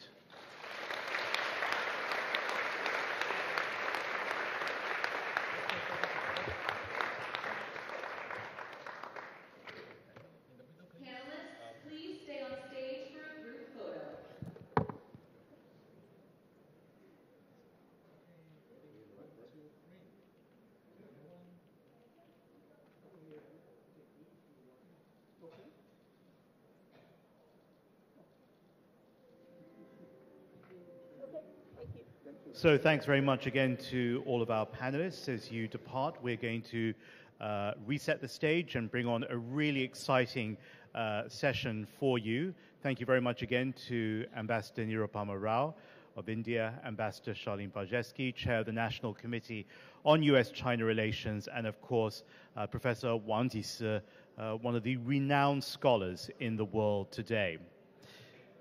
So this next session features someone that we were hoping to have last year, and in fact we did when he joined us virtually. Of course, the elections were happening at that same time. We almost missed him again this year, but we made sure that he got onto that plane and arrived today. We're so grateful to have with us Christopher Nixon Cox, who is the board member of the Richard Nixon Foundation, but he's also here to speak about a really exciting new initiative that he's got on the Nixon dialogue. He's going to share his vision for that, and it offers select leaders a space for off-record discussions.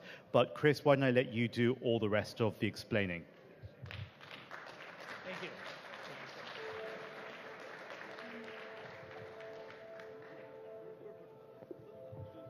Thank you.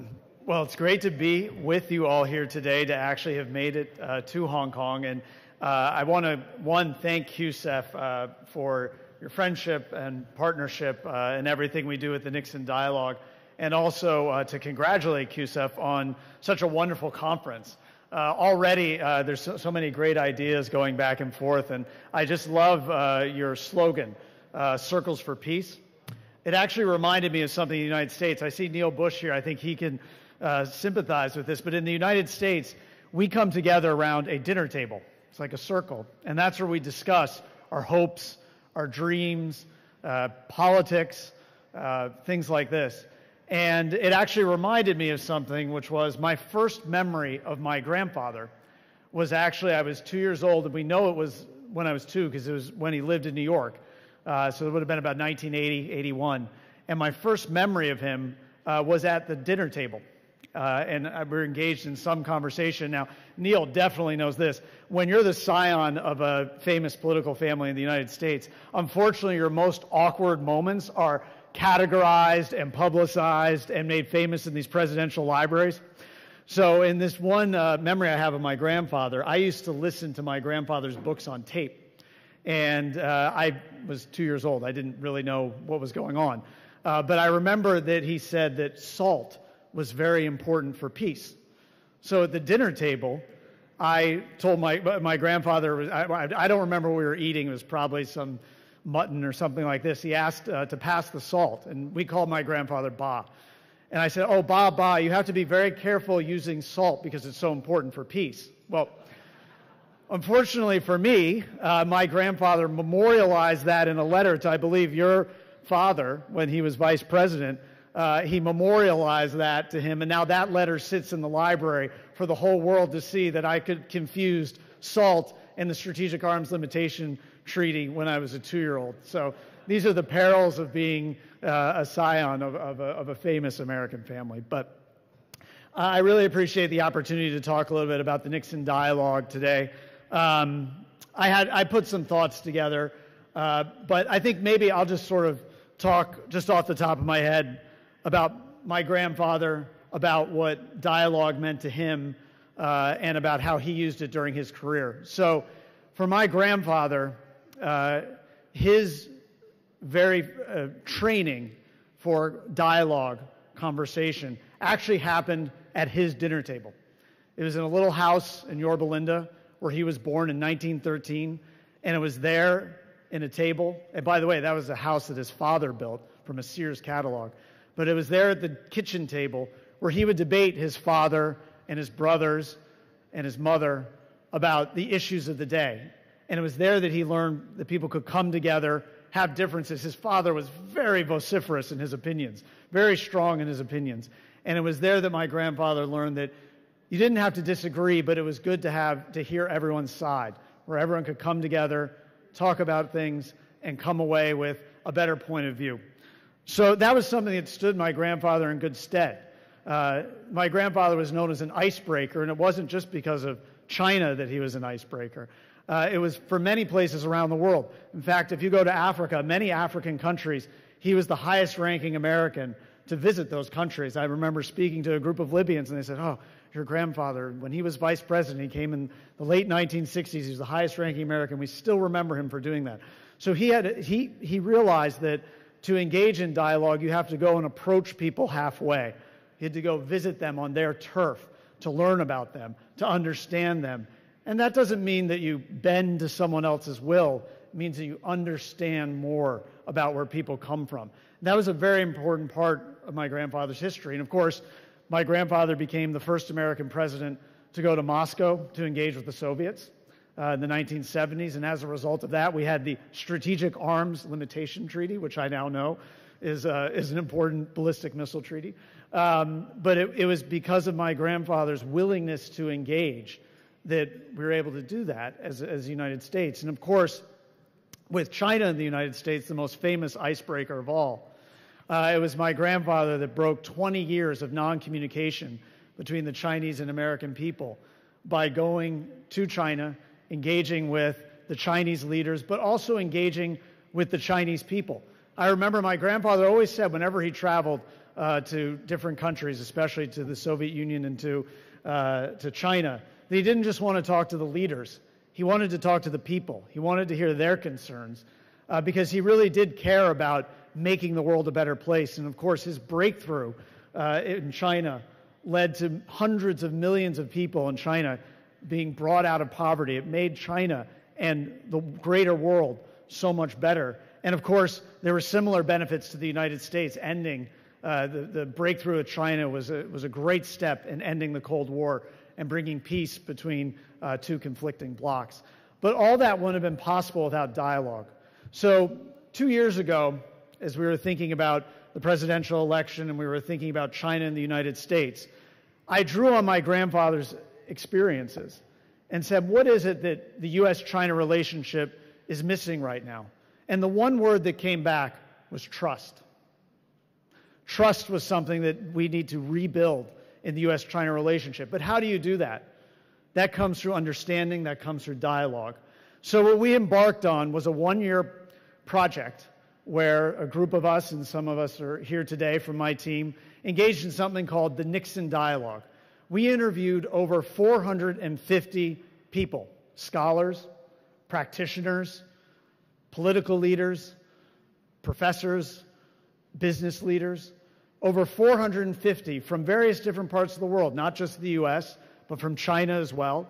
We did a trip to China where we went not just to Beijing, but to Xiamen and to Shanghai, some of the other cities in China, and interviewed leaders and scholars there as well. But also, we brought in experts from Africa, from Latin America, because the Chinese-U.S. relationship is so important that it doesn't just involve China and the U.S., it involves the world. So we wanted everyone around the world to have a say in what we were doing.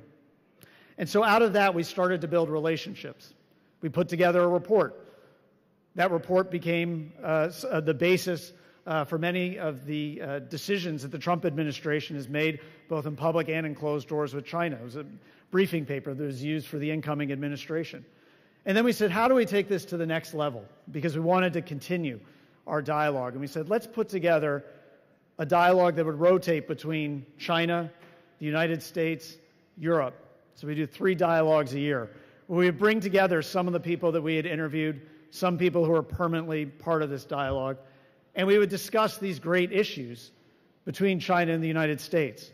And by doing it in the U.S., in China, and in Europe, and we may consider other places as we go through the years, we're engaging with different stakeholders in this great relationship. And we want to start to rebuild the trust that we feel is missing in this relationship. And why is this so important? Obviously, trust means that you can make better decisions, but also as decision-making gets compressed with technology, in particular AI, as we see the threats from autonomous weapons, such as potentially nuclear weapons being controlled by AI or other weapon systems being controlled by AI, decision-making gets condensed. And if you don't have trust with the person that you're talking to on the other side, mistakes could happen. Mistakes could be very detrimental to the world. So this is a long-term process. This is something that will last for the better part of a decade or longer. We'll continue to engage with stakeholders, build up trust, and rebuild what we think is such a crucial relationship, which is the Sino-U.S. relationship. So I'm very proud to announce here in Hong Kong that we'll be having our second meeting tomorrow on the sidelines of QCEF, where we'll bring some scholars from the U.S. and scholars from China together to continue this dialogue. So this will be our first official Nixon dialogue in China. Now, it's very important that this dialogue, which we try to keep the press out, because we think it's better that people share their honest opinions, their real opinions about China and the U.S., and do it behind closed doors. It's one thing to do things in public, but behind closed doors, you can really understand people. The other thing that we thought was very important is we've really aimed to bring people who are younger into our dialogue, because it's people who are 50 and 40 and under. That's where the future is. That's where the people who will be inheriting the world that we produce, the mistakes that we make, they're the ones that are going to have to deal with it. So we thought it was very important to have younger people take a very active role, which is why I'm so happy to see so many young people here in the audience today who care so much about this relationship. It's really for them that we want to have this dialogue. So we're very much focusing on young people and bringing them together and hearing their ideas as well. So it's with that that I'm so happy to be here with you today. I'm so happy that we can engage in this dialogue. And, you know, it's always great coming back to China, because I always feel that when I'm in China, I feel, you know, the legacy of my grandfather, and I feel the spirit of my grandfather, and I feel it here in this room. So, you know, we want to bring that spirit to this dialogue, a spirit of openness, a spirit of honesty, and a spirit of, you know, having our discussions and our differences, airing them out, but then trying to figure out what the best path forward is to create stability in the Sino-U.S. relationship. So thank you very much. I very much appreciate you giving me the time to speak today, and I look forward to updating you as we continue the dialogue in the future. Thank you so much.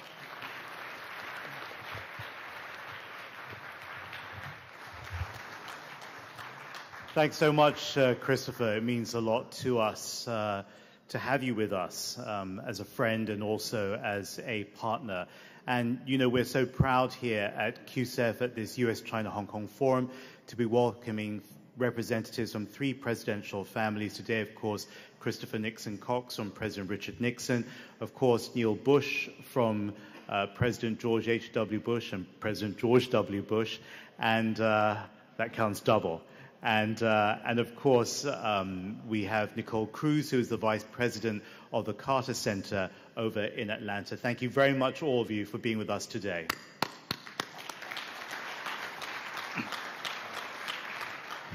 Every year we have a signature session because it reflects the work that we do with young people through the year, called Spotlight on Youth. And we ensure that youth not only have a seat at the table, but they have a seat at the table alongside established leaders. They've been strategically moved into the opening plenary to reflect the importance that we give them and the support that we as a foundation always want to support them with.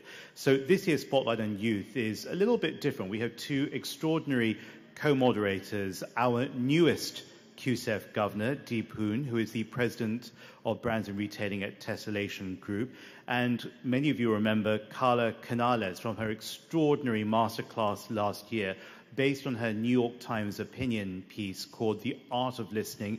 Carla is a senior fellow at the Harvard Kennedy Center, but also, of course, a renowned American mezzo-soprano. They're going to be moderating a couple of young people today. Jose Ejianita Aragon, who is a master's candidate at Johns Hopkins University, currently in Nanjing, next year in Bologna. She chose all the great places. Jose is a scholar with the QCEF One Young World Scholars. That's another program that we sponsor and support to make sure that people get opportunities with really, really important voices. And Huang Ying, the PhD candidate at Tsinghua University. We also have one more person, a very special person who I'm not going to introduce, but Carla and Dee will later. Please welcome them all to the stage, our moderators and our speakers.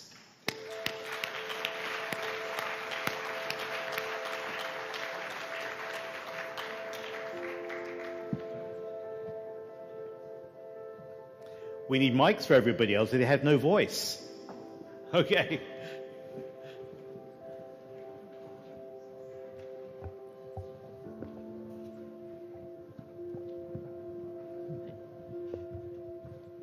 Hi, everybody.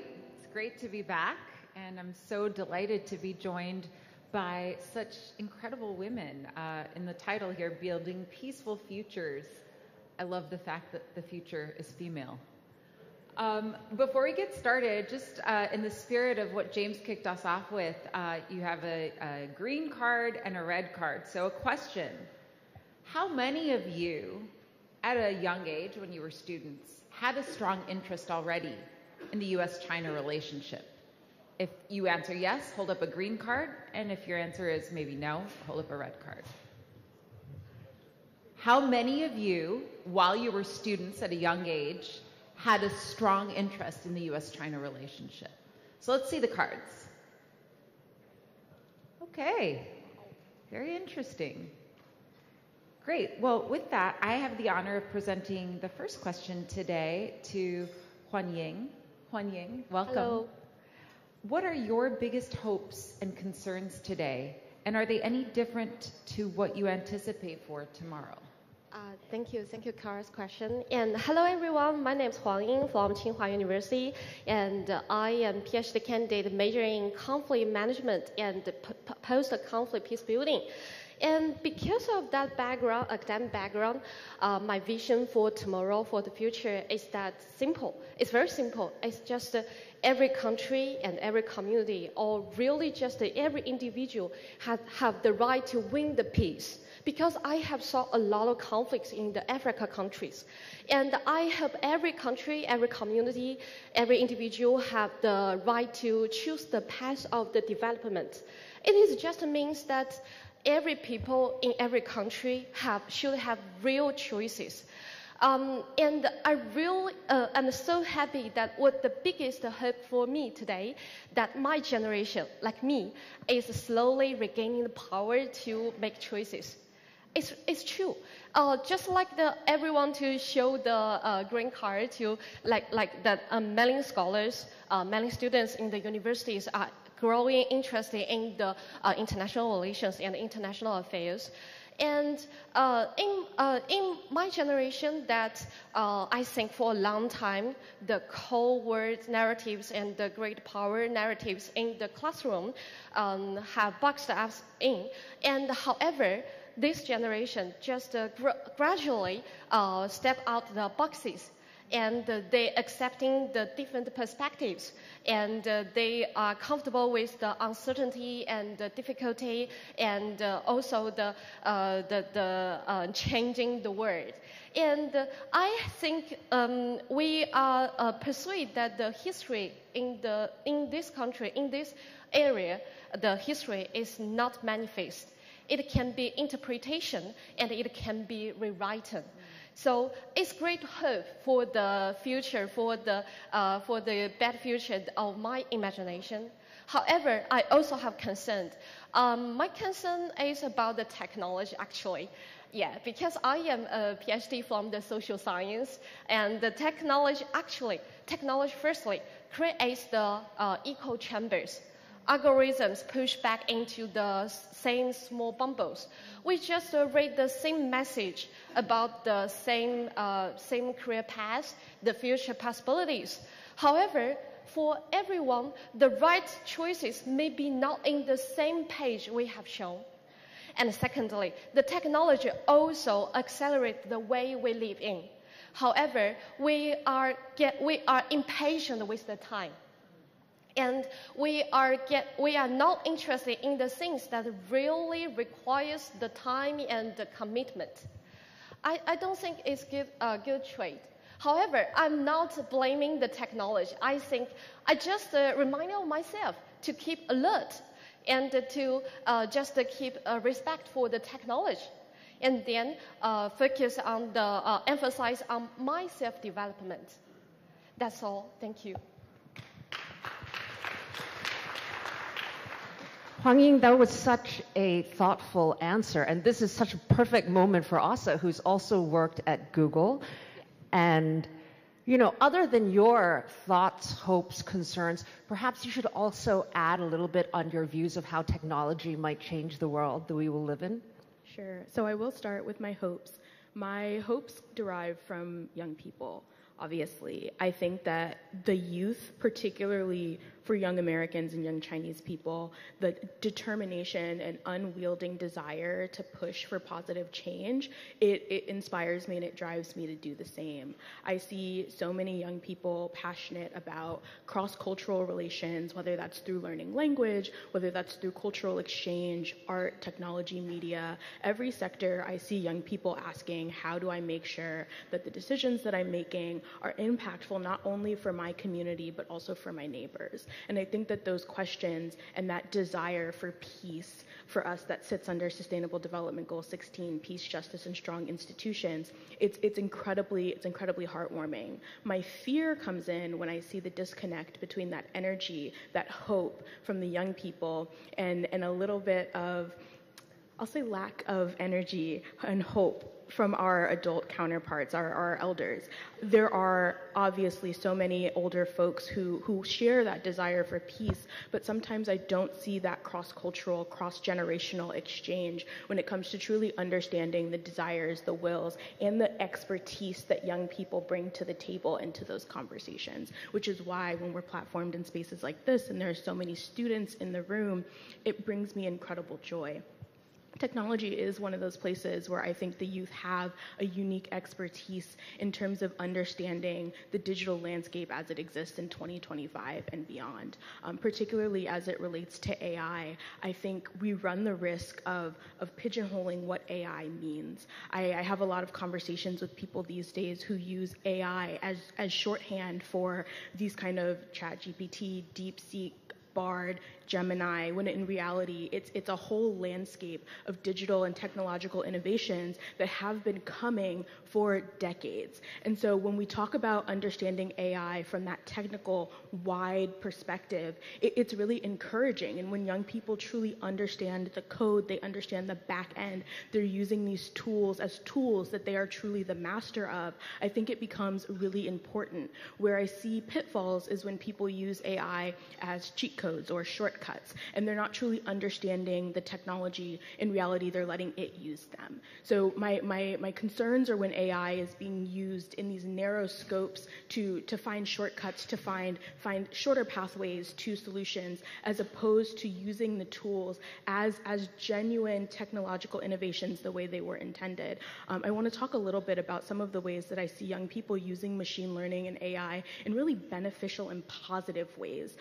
One of my really good friends who I went to undergrad with is now in medical school and is using machine learning as a student interested in dermatology to use machine learning to try to figure out how to do initial consultations when dermatological experts cannot be on the scene. So the idea of using machine learning to provide initial consultations to support communities where they don't have access to medical care, that's somebody who truly understands the back end of technology, who can see how these tools bring innovation and access to people who don't have it. That's different than asking ChatGPT to do your homework. So when I see young people and I'm encouraging them to truly understand technology and understand code, it's because when you understand these tools and you're able to use them and speak to the back end of them, it opens up a wide variety of job opportunities and future opportunities for you. But if you're letting the tools shortchange you of your own education, then it becomes a limiting factor in your opportunity and availability for growth.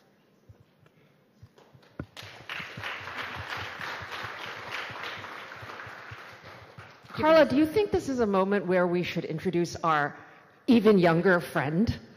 I think that's a good idea. We have a surprise guest, as James mentioned.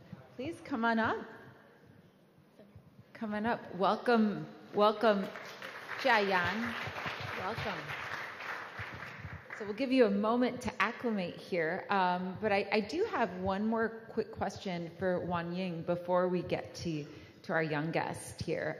Wan Ying, you're a PhD candidate. You're going to be entering the job market soon. Looking ahead, and maybe just briefly, what would be the main skills you believe will be essential for your generation to adapt and stay relevant in future of work? Yes, Cara, next year I will go to the job market, so please everyone to take care conditions with me. And I think the essential skill is eat well and sleep well and can do everything in the job office. It's not a joke. I think that if we can, because in the future, maybe the AI can do everything for us. But AI cannot replace ourselves to take care of ourselves. So if I want to work forward in my future work, I need to take care of my physical and mental health, which I think it is a foundation skill. And another one is keep us human. Because I think that we need strongly sense what people really need, whether they are partners, friends, colleagues, or my students in the future university, or even the large communities we serve. empathy and listening skill and trust building and emotional regulation, I don't think they are soft skills. They are just the core of make us a real human, real person. And finally, I just want to say that for the young people who like me just want to find a job in the university, in the academia of international relations, I think that we need to make our research meet real life. Which means when you go to the country or the area that we are interested in and find the real world puzzle and asking good questions. For example, when I was in first year of my PhD program, I thought I would research the US-China competition in the Africa through the foreign aid or the foreign direct investment. However, when I went to the Africa last year for the 1 month, 2 months field work in parts of the Africa countries, I heard some counterintuitive. For ordinary African country, for ordinary people in Africa, many local people told me that the US-China competition is a win-win rather than either-or proposition, which I got from the book, from the theory. And more importantly, many local people told me that they actually didn't like the target international aid from the international organizations, because they hope that we can give the money, we can give the investment flow into the market to make them make decisions by themselves. So I think it is not from the theory, the research. The fieldwork research can tell us something that we cannot from the theory. So that's all the 3 skills I think very important for me to find a good job in the university. So please, everyone, to take consideration of me. Thank you. Thank you for that. Back to you, Dee. Doris, one more hard question for you to follow. So maybe you want to tell us a little bit about who you are. Okay. So I take special interest in areas such as global politics, Hong Kong's position as a global city, international business center, combined with my diverse education, has given me insights and a broader view of all these things happening around the world. My participation in Model United Nations has shown me some of the conflicts and problems our world faces nowadays. What really stands out to me is the power of diplomacy. Diplomacy must not be undermined. It is always involved in global peacekeeping resolutions, and I think as young people, we must also stay aware of politics, news, and the power of communication, because it literally tells us how our future is shaped. And moving on to some of my hopes and wishes for young people in our society. I know a lot of my local classmates and students that have a lot of things to share about these prevalent issues. The thing is, they lack the opportunities to flexibly and formally express their thoughts. I wish that in the future, there will be more chances for us to share our thoughts academically. Only through a good rhetoric, effective communication, that we can advance as a community, locally or internationally. Thank you. Wow.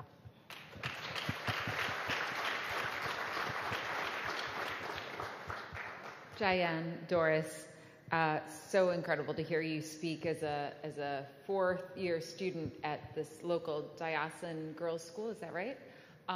We're really lucky to have you here. I want to just turn back over to Ose, if you wouldn't mind sharing with us, what do you see as the biggest opportunities to leverage technology in order to create youth employment opportunities right now? In terms of utilizing technology, one of the most powerful tools that technology provides us is the opportunity to share our stories on a wide scale. And I know you asked me about technological job opportunities, but because the focus of this is circles of peace, I would really like to talk about the opportunity for young people to push for social change. I am going to kind of move us over.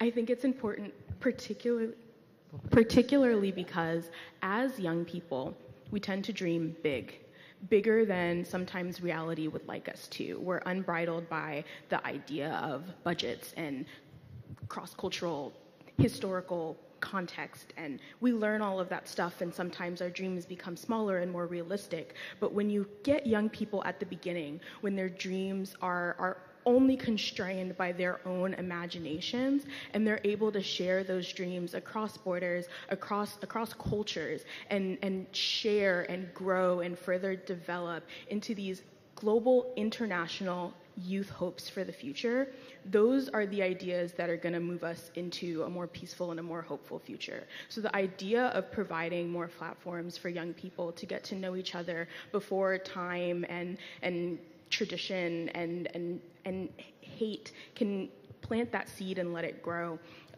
allowing people to form their own opinions about folks, allowing folks to build friendships, allowing folks to have new ideas for collaboration that aren't constrained in the ways that we were before technology brought us together in these ways.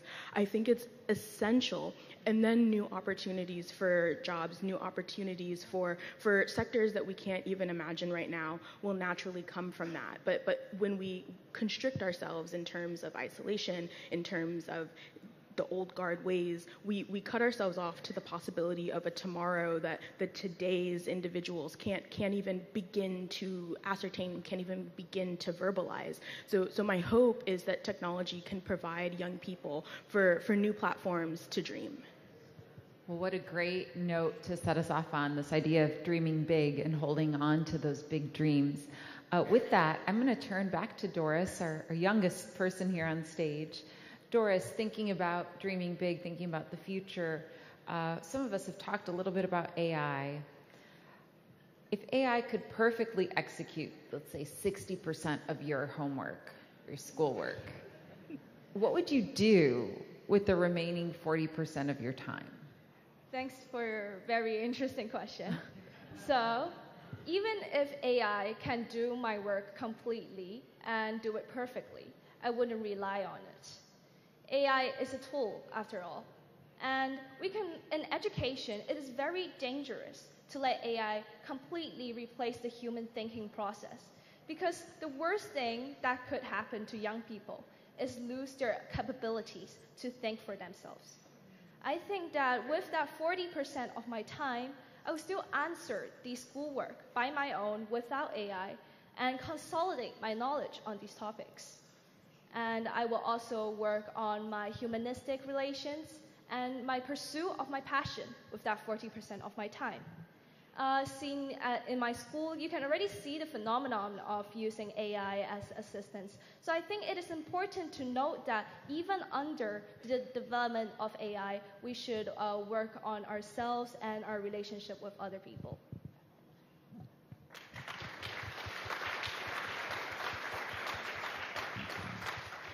Dee, what do you think? I think with that, it's time. I'd like to thank James and QSEF for letting us have the stage and have your time for about a half hour. Carla, Huang Ying, Doris, I'm just so inspired by everything we've heard. And Dee, thank you for co-moderating here. And thank you especially to our guests for the inspiration. The future does look very, very bright.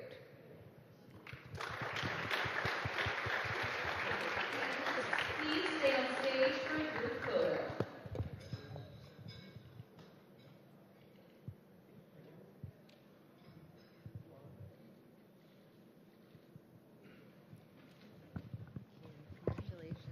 Thank you so much to Dee, to Huang Ying, to Doris, to Carla, to Jose. And, it gives us great hope because we ensure that there's a transition between generations, that as much as we had Dr. Kissinger and President Carter, we also have participants as young as 15 years old in secondary 4 over here.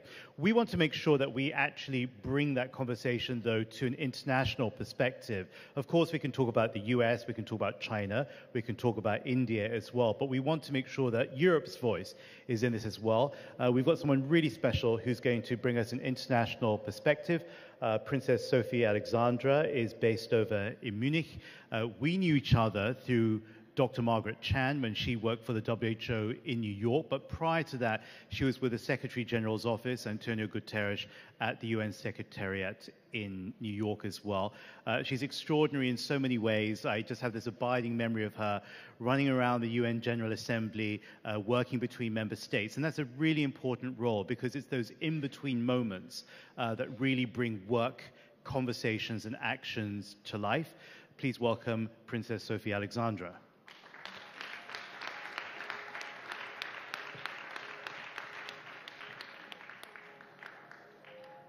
Sophie, thank you so much for coming all the way to Hong Kong. But I knew you wanted to come here because you're actually an Asian baby because you were born in Singapore yourself. That's right, yeah. It's a pleasure to be here. I think it's been about 10 years since I was back in Hong Kong now. Back in Hong Kong, okay. Yeah. So your life is very different now. You live in Munich, you have multiple roles. You don't have to stand so far away from me, I'm not going to bite. Okay. And you have multiple roles, including at the Nymphenburg Aid Foundation, but of course, you just spoke at One Young World, which is held in your new adopted city of Munich. You're very involved now with the Munich Security Conference. With all those hats, you just listened to what the American and Chinese students were saying. Does it ring a bell with the work that you've been doing as an international diplomat at the UN? So thanks so much, James. And I have also you to thank for getting me involved in One Young World. That was an honor last week to have Munich hosted. And meeting a lot of the young people that I met during that conference, they were giving me their experiences of back home, but also their experiences of traveling to Munich for the first time, often for the first time in Europe. And they were able to educate me a little bit on the inequities that existed. Things they didn't even think, just daily life, like transport. They said, you know, it took me 20 minutes to get here today, but in my home country, we don't have such transport. And I thought about the inequities and the discussion that your lovely panel just had on youth, when looking at youth unemployment, for example. Globally, it's at an all-time low, however, a 15-year low, but particularly regional inequalities exist, right? So we were speaking a little bit about this before. In sub-Saharan Africa, MENA, it's quite high. And I think if you look at some of the reasons why that could be, let's look at what makes up the population, right? So 60% of the population of Africa is under 25. If you look at Germany, I think maybe 10% are between 15 and 25. So that is a big player, but another player is economic crises and opportunities. So on that note, part of the Nymphenburg Aid Association, there's a German-Kenyan partnership called Learning Lions. It's an NGO which my husband founded, and it's working in rural communities in Kenya, specifically in Turkana, teaching young people skills, coding, graphic design, and that was the initial basis some 10 years ago when it started, and now with AI, things have evolved a bit, and now it's working together with that. So that's a good example of a North-South partnership. But just on youth unemployment, with the One Young World and circling back to that, next year we'll be in Cape Town, as you know. I'm sure you'll be there, and I think that's very timely. I also want to ask you a bit about your background because you're born in Singapore, but your father is Dutch. You used to work for the Dutch government. Your mother is Canadian. You studied and graduated from Oxford. So many places are called home. But how has this shaped the way that you work between the local and the global? And what are the approaches that all of us here as partners should be thinking about in being sensitive and impactful when we work with youth?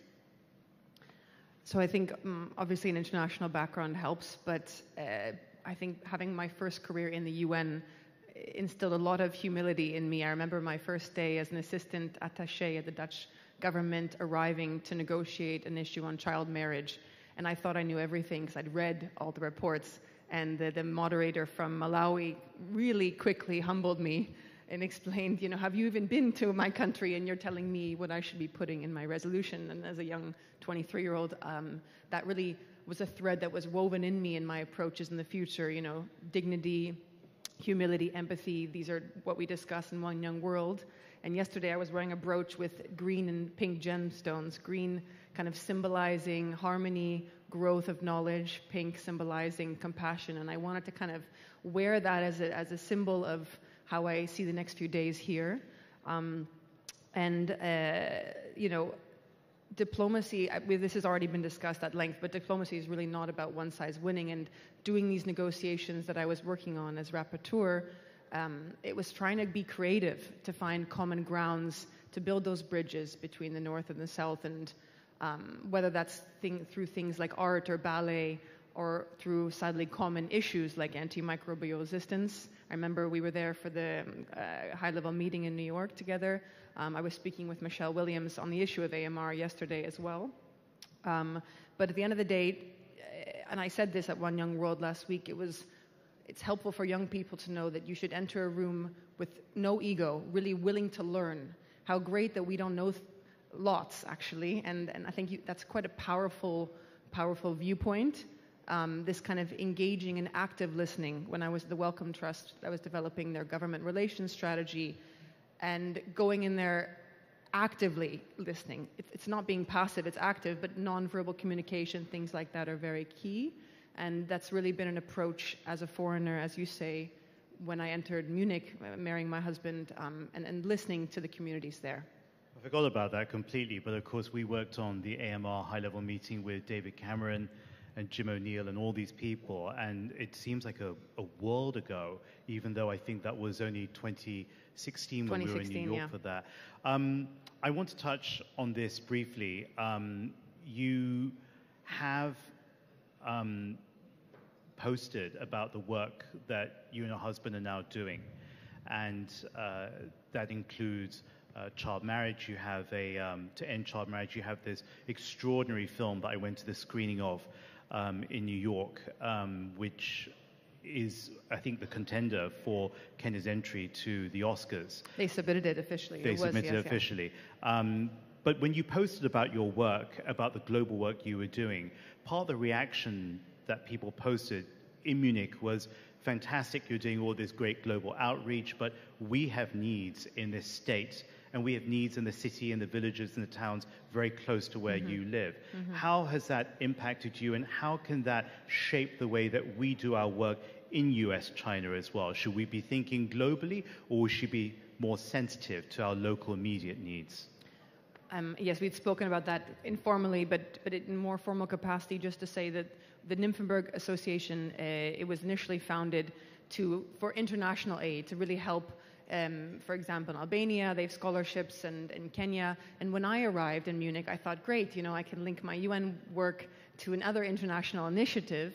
However, I noticed through events, but also through social media, a lot of comments were, well, what about us? What about us local Bavarians? What's happening? What are you doing for us? And I think taking that feedback was key, and so we worked on a new line of fundraising, so it wasn't competing for initial projects, and figuring out how to address those needs. Last week I spoke at this Women for Women international event, and they're worried about funding because there's so many national cuts for international aid, right? This idea of charity begins at home. So the two new projects we started, the first was helping those affected in Bavaria by conflicts or crisis, so like refugees, and that really did bridge a little bit of the international element. But the second was helping the elderly population, and that was indeed a local initiative based on a lot of feedback that I'd noticed. But in that aging project, and one element and the core theme is community. So we have young people coming into communities to really take on a care role, and I think that is a universal concept that we can really learn from, right? It's two sides of the same coin. We know the SDGs, if you make progress in one, you really see progress and results across the board. So really seeing the collective element and the power of community kind of can bring the international local, I'd say. Well, I hope that you'll continue to be involved and engaged in our work, and give us the valuable advice gleaned from your years internationally and also ongoing, Your Royal Highness. Thank you very much. We are going to go off here, and we're going to ask everyone to look at the cameraman who's coming up on stage to do a group photograph of the audience for a change. We always take pictures of people above, but let's do it the other way around. You ready for this?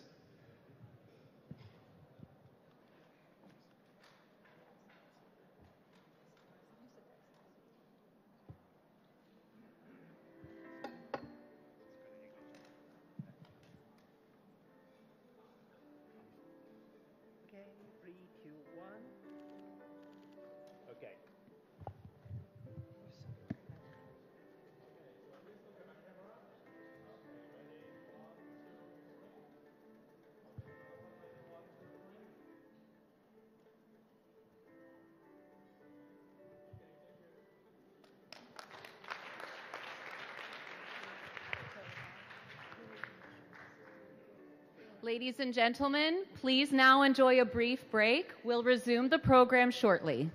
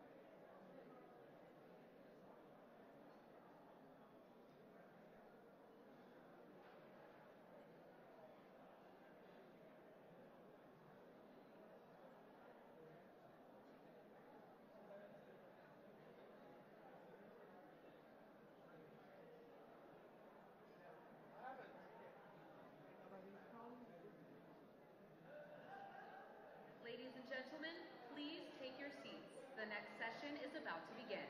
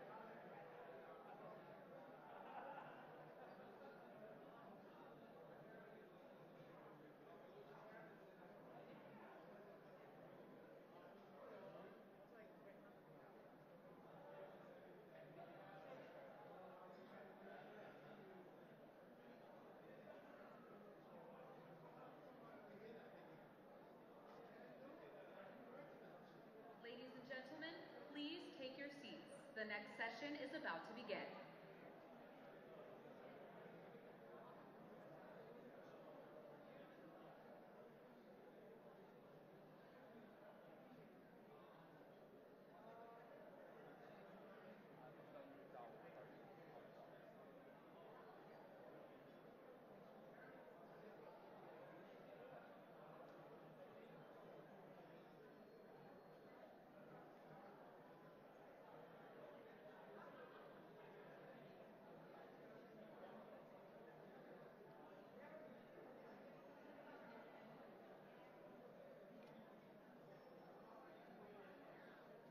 Ladies and gentlemen, please take your seats. The next session is about to begin.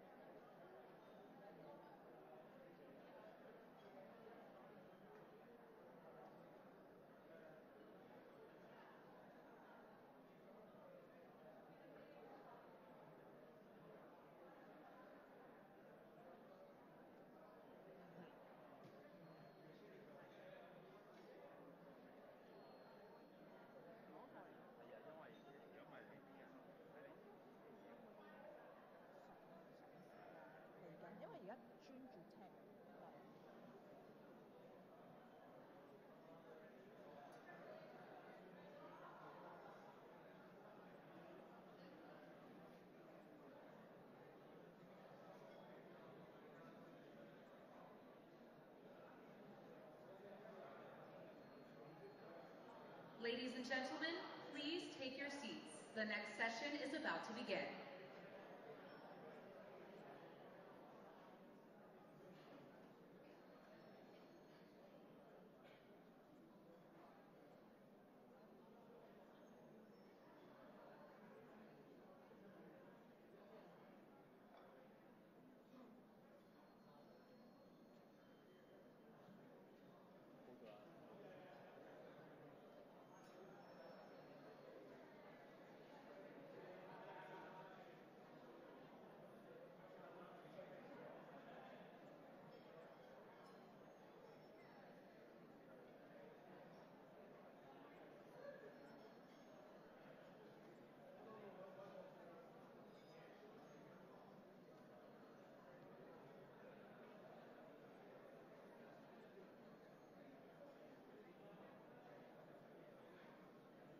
Ladies and gentlemen, please take your seats. The next session is about to begin. And let's begin. Let's begin over here. Thanks very much. If you're in the room, we ask you to take your seats now as we start the first of the three circles. We had our opening this morning, and as we said, we're going to have AI, geopolitics, and people-to-people relations. Each one has a keynote to inspire, a panel to debate, and also a masterclass to translate the ideas we hear into tangible, actionable outcomes. So our first AI keynote is going to be given by someone appearing at the forum for the first time, a computer scientist who's been named one of Time Magazine's 100 most influential people in AI. I think all of us knows who he is, and we're so excited to welcome him here to the 6th US-China-Hong Kong Forum. Please join me in welcoming Dr. Li Kai-fu.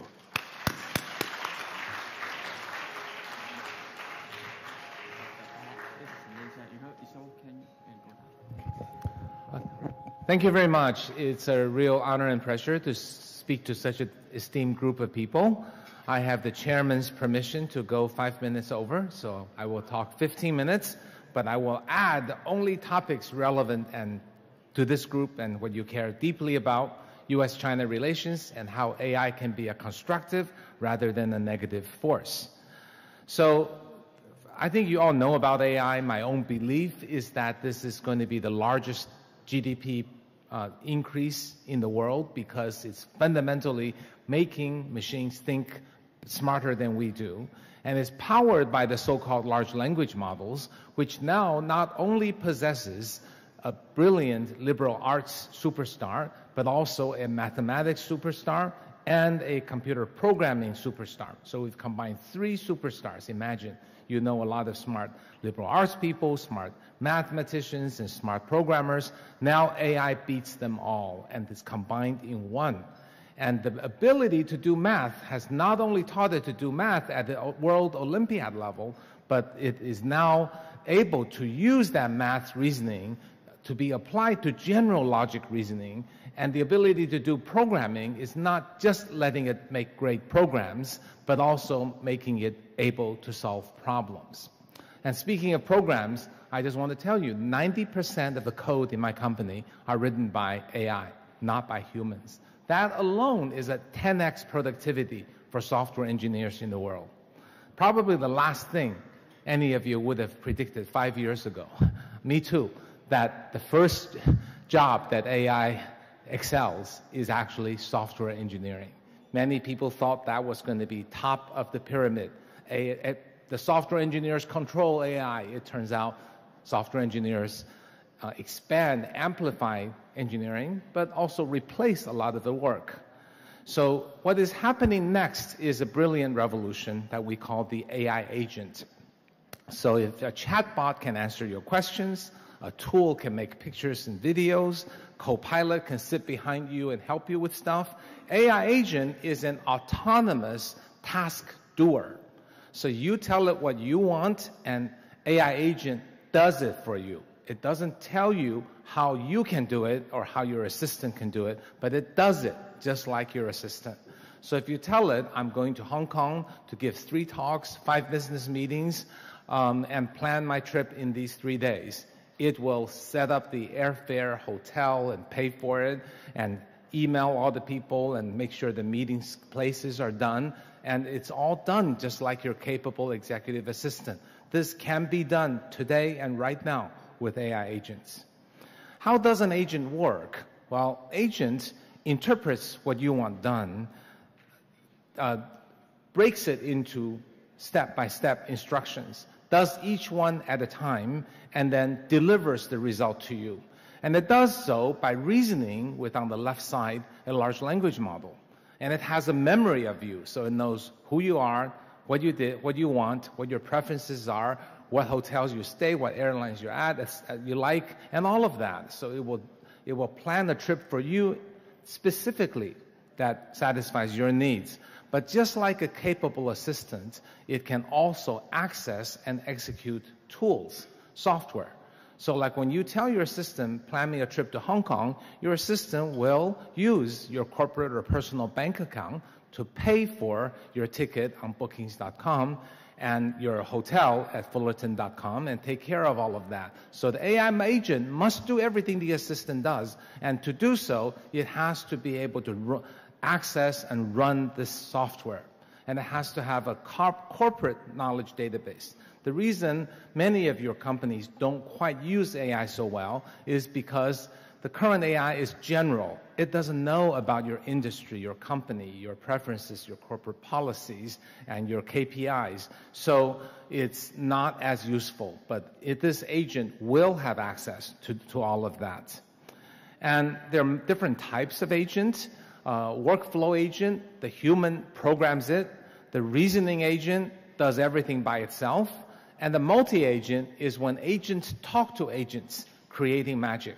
That's like, the first two agents are kind of like human talking to a computer or using a computer via a keyboard. The multi-agent is kind of computers talking to themselves. So when does that happen? Well, when you go on the internet, those are the computers talking to itself. That's the power of the internet, of TCP/IP, of IoT. So that is an inevitable next step, is if I want to set up a meeting with Professor Lau, my agent shouldn't email him and bother him and call him. It should just ask Professor Lau's agent, and then they will take care of everything. So that's what multi-agent is. So in the corporation, many of you run corporations. This is super important. Please pay attention to this.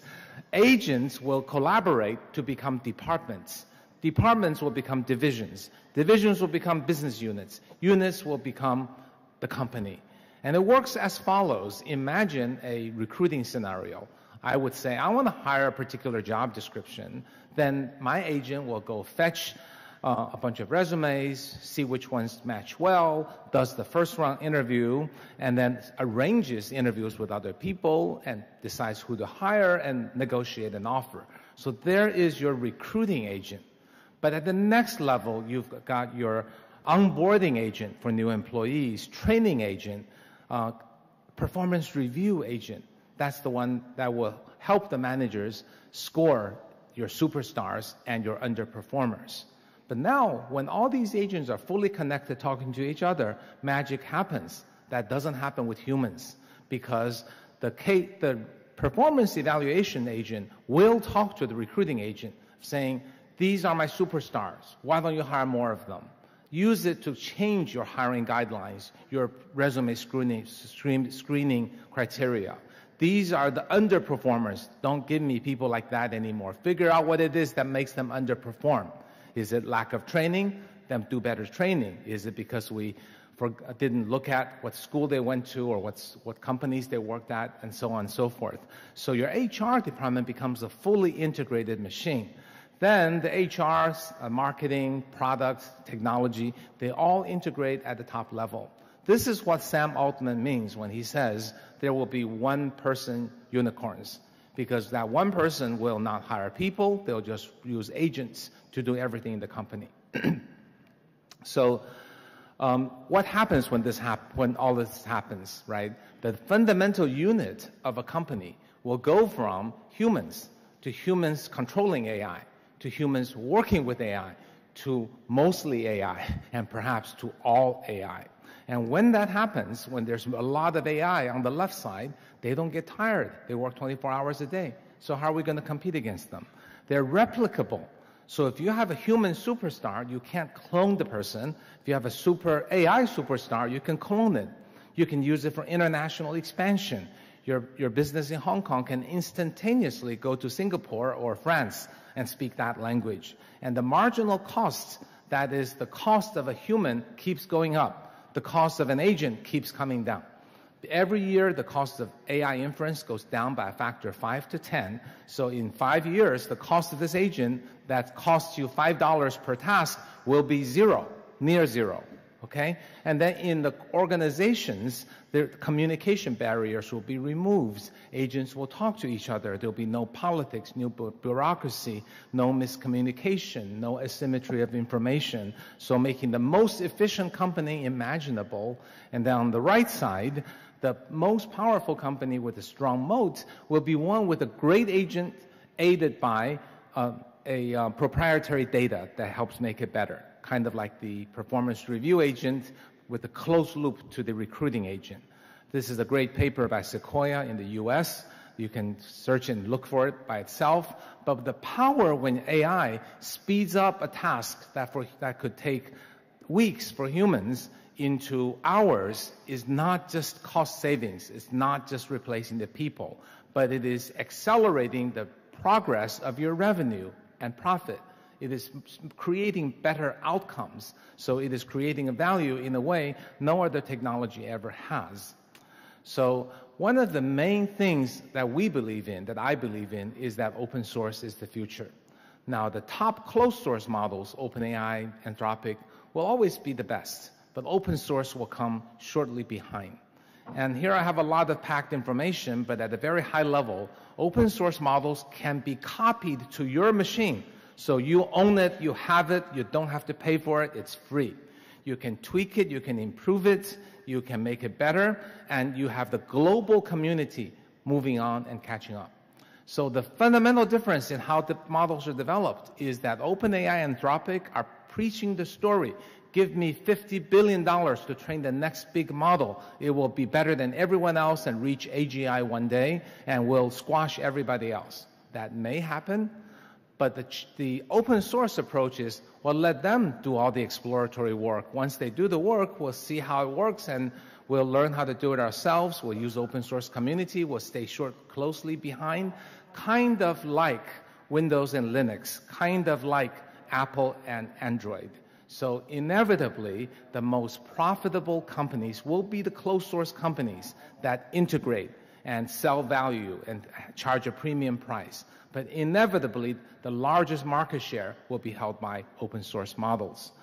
Today, Chinese open source models happens to be at the very top industry leading position. The top 10 models are all open source models are Chinese, marked by the red, and the Chinese model market share has gone to 64% as the US share declines to 30%. We have built a platform for agents at 01.ai just to show you what an agent can do.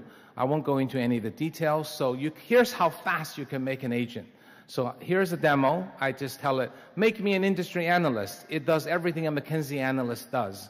Then I give it, and it's done. Then I tell the agent, give me a proposal for AIIB, which is a bank, to invest in Belt and Road countries for AI. Then it comes up with these 7 tasks. It breaks it down to tasks. Then it starts running these tasks. Every time a black window comes up, it's running a program that it wrote. Every time a white comes up, it's usually a web search or looking for some information in a database. If you ask a human to do this task, you'll get 100 pages on your desk. But if you ask AI to do this, you get a full website.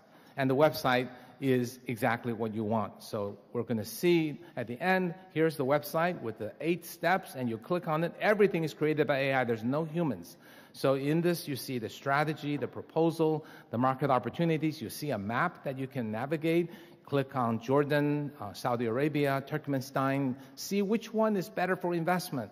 And do you invest in chips, infrastructure, models, applications, and the relative possibilities in Middle East, Central Asia versus Africa, and South America, and so on. This is all done, the professional quality report, all done by AI. There's 0 human involvement, and it's not even programmed.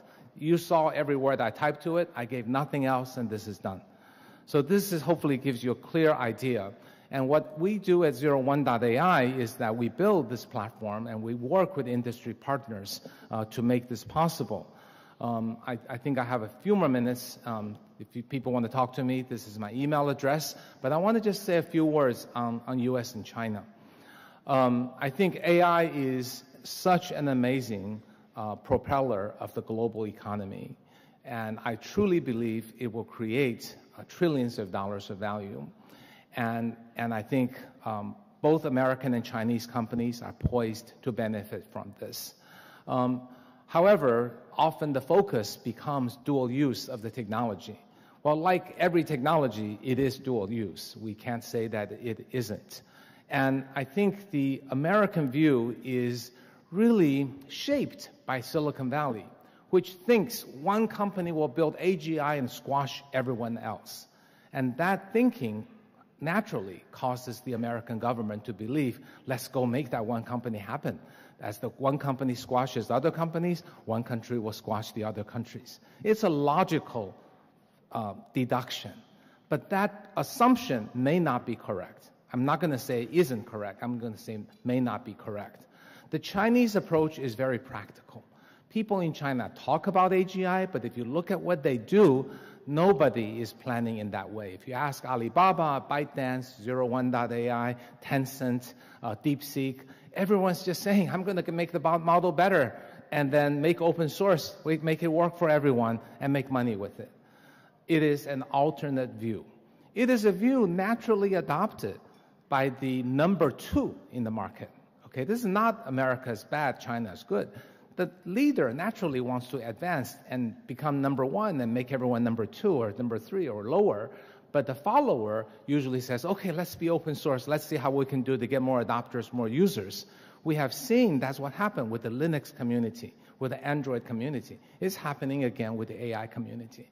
And I'm going to make a point that the US-China competition would be better and more constructive if more people understood and perhaps embraced the Chinese approach. This is not a Chinese government approach. It's just a natural Chinese approach. If you look at the Chinese companies like Meituan, ByteDance, they're just trying to get users and make money. None of them are trying to make a world-dominant platform. So coming back to the point that as U.S. spends trillions of dollars building, dreaming or hoping to build that one giant AGI model to squash everyone else, China is sort of like collaborating and building open source and trying to figure out ways to make money. And if we now think about plotting a path towards AGI, right? The American Silicon Valley belief is that it's going to be a giant step function. One company does it, which may happen. The Chinese approach is, well, look, everyone just helps everyone else and gets a little better. So US will arrive at AGI 3 months before, OpenAI may arrive 3 months before Anthropic may arrive 3 months before DeepSeek, but pretty much everyone gets there because we're not that far apart. And I have to say, okay, what I believe in is obviously the latter, but that's not important. If you look at the progress of AI for the last year, the Chinese visualization is more accurate, right? 1 week you see Grok is great, then you see Anthropic's great, and wow, DeepSeek comes out and the stock comes down, but then Gemini beats DeepSeek. So it is really going in a straight line. There is no giant step function, at least looking historically. So I really hope those of you who can influence the American companies and governments at least consider there's an alternate view, a view where everybody progresses together and everybody eventually reaches AGI that creates a natural basis for collaboration and also a natural basis for deterrence, which is a basis for further collaboration. Thank you.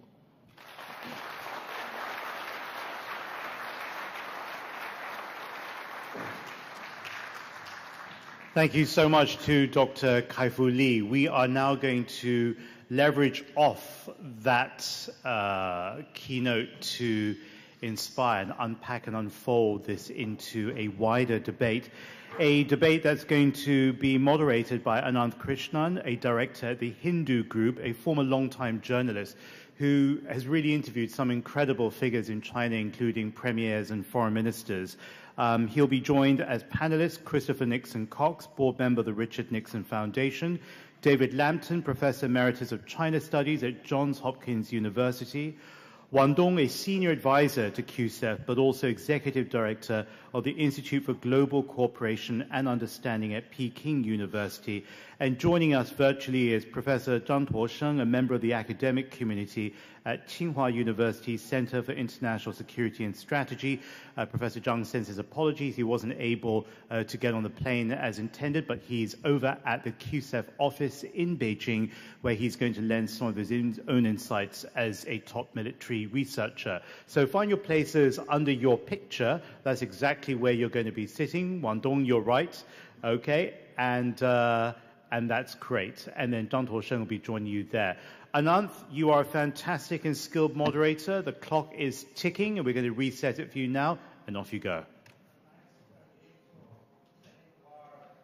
Quite high. And thank you all so much. I think over the next half hour or so, we're going to be looking at the challenges that countries face in regulating and dealing with some of these exciting new technologies that we've just heard about from Kai-Fu. I found Kai-Fu's speech equally exciting and equally concerning. I think concerning as a journalist who's probably going to face redundancy sooner rather than later.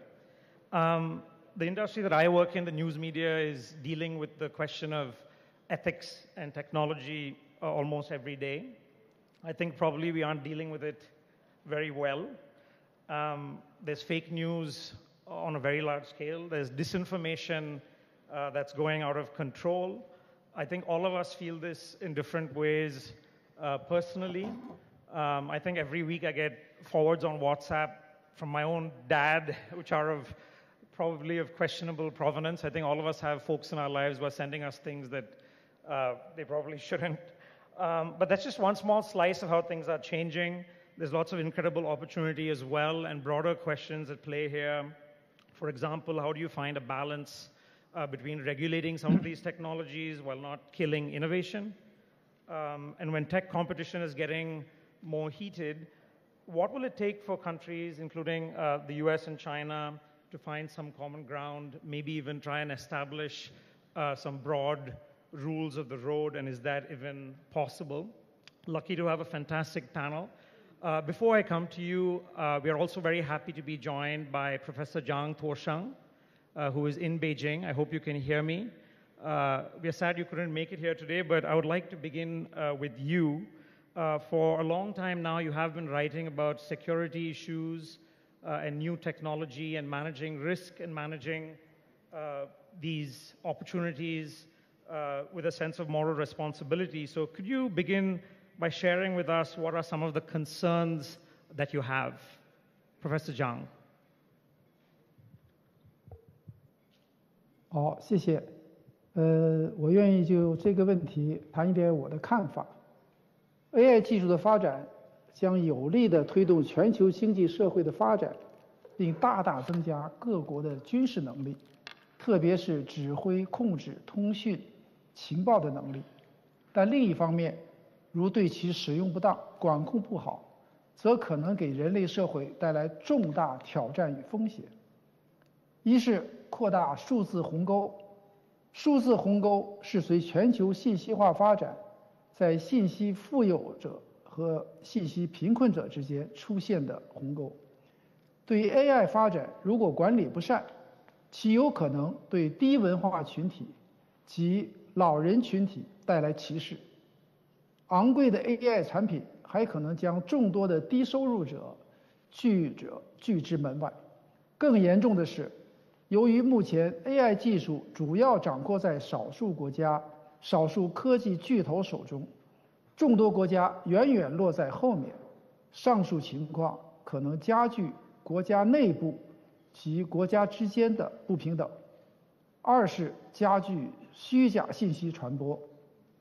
近10年来，虚假信息传播随网络发展日益突出 ，AI 高速大量制作出真假难辨的图像、文本的能力，可能使虚假信息的传播更加猛烈。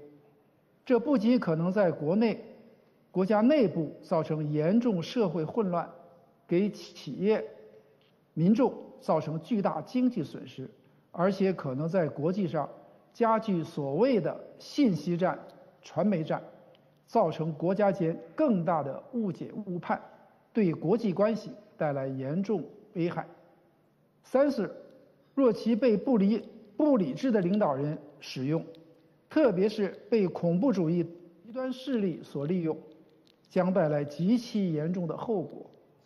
二者都将降低军事冲突的门槛，并可能使冲突迅速升级。而如果有一天，核武发射指挥控制系统被恐怖主义势力通过 AI 技术侵入，产生的后果更将不堪设想。四是 AI 反哺为主 ，AI 具有极强的自我学习能力，从而具有发明力、创造力，这是其与历史上一切科技进步的最大不同之处。这不能不让人担心，如果有朝一日人类失去了对 AI 的控制，尤其是在军事使用上失去了对其控制，这将是人类社会最大的噩梦与灾难。为有效、安全地发挥 AI 技术的效力，国际社会、各国政府、AI 科技公司必须未雨绸缪，共同努力，在确保 AI 持续发展、服务于人类共同利益的同时，严控其可能带来的挑战与风险。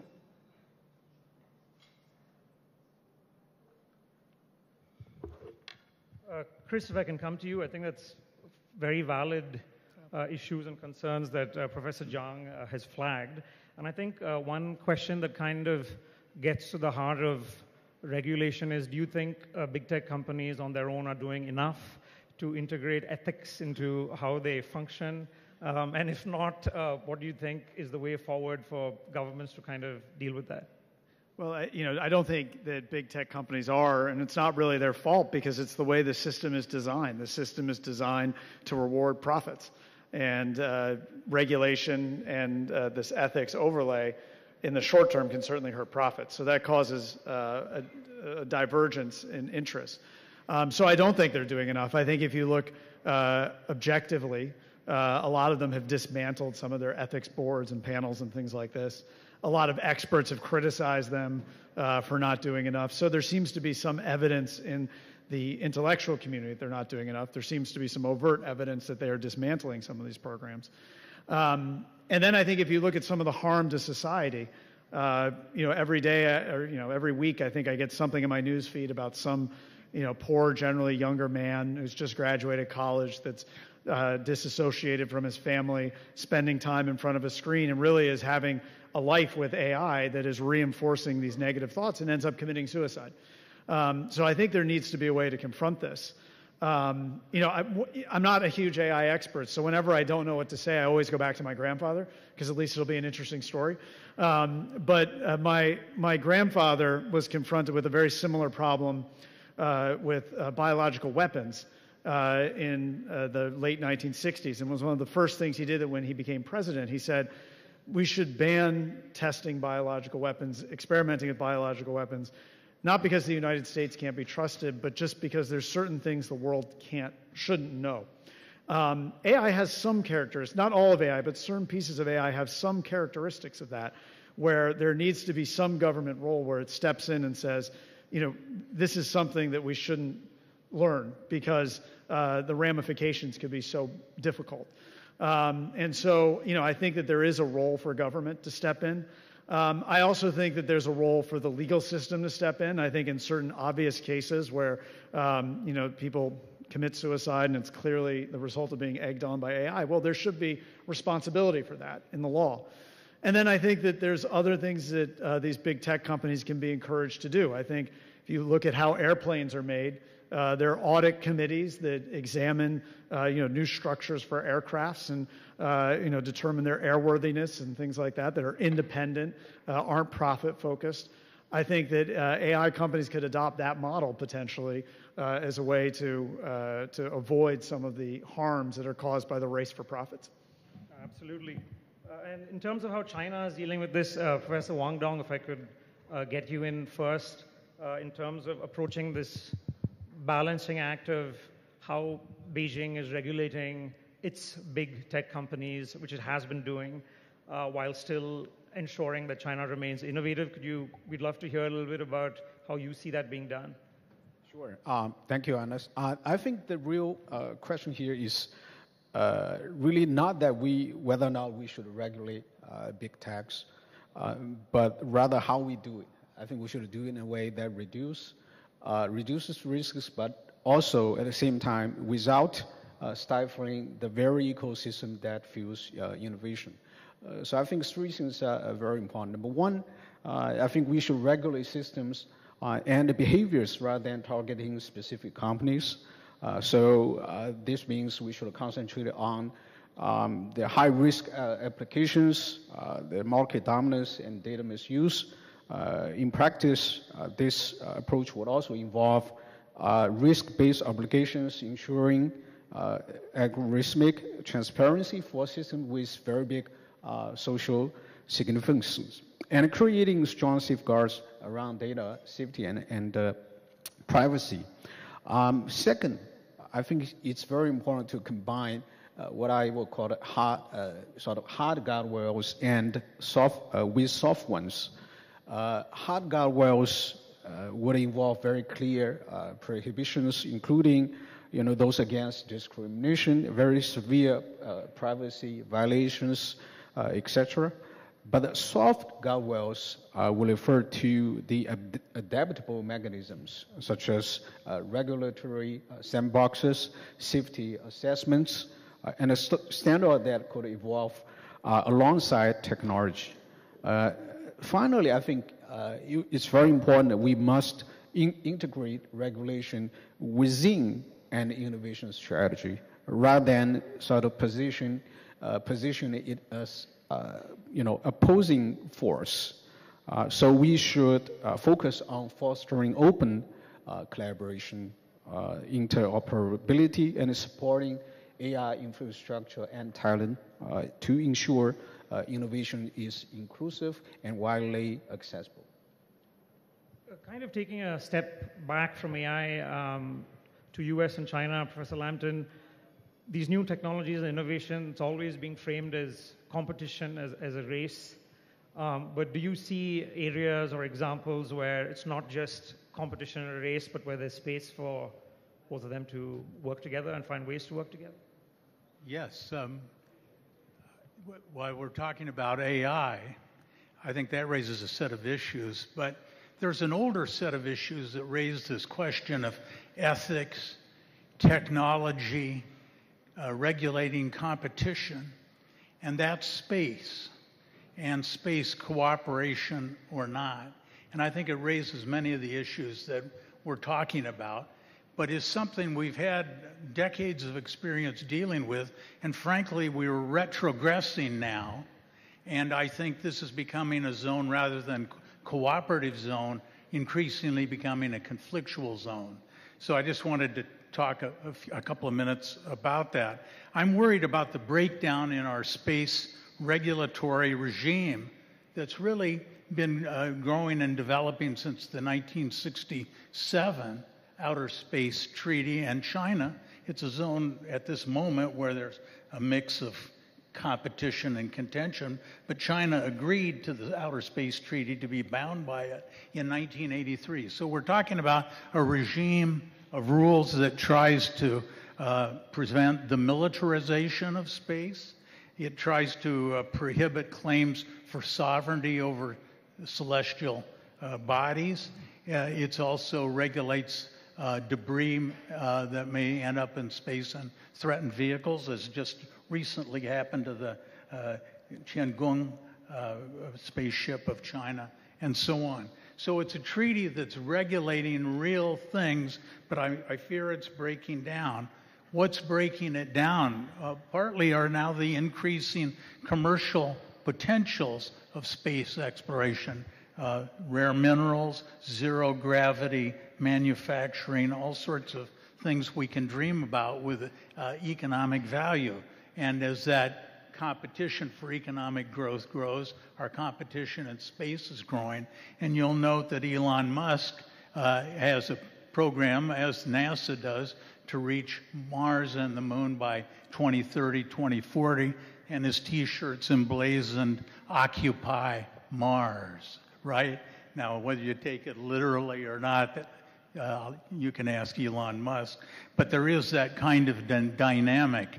And President Trump also has issued an executive order that pertains to the commercial exploitation of celestial bodies.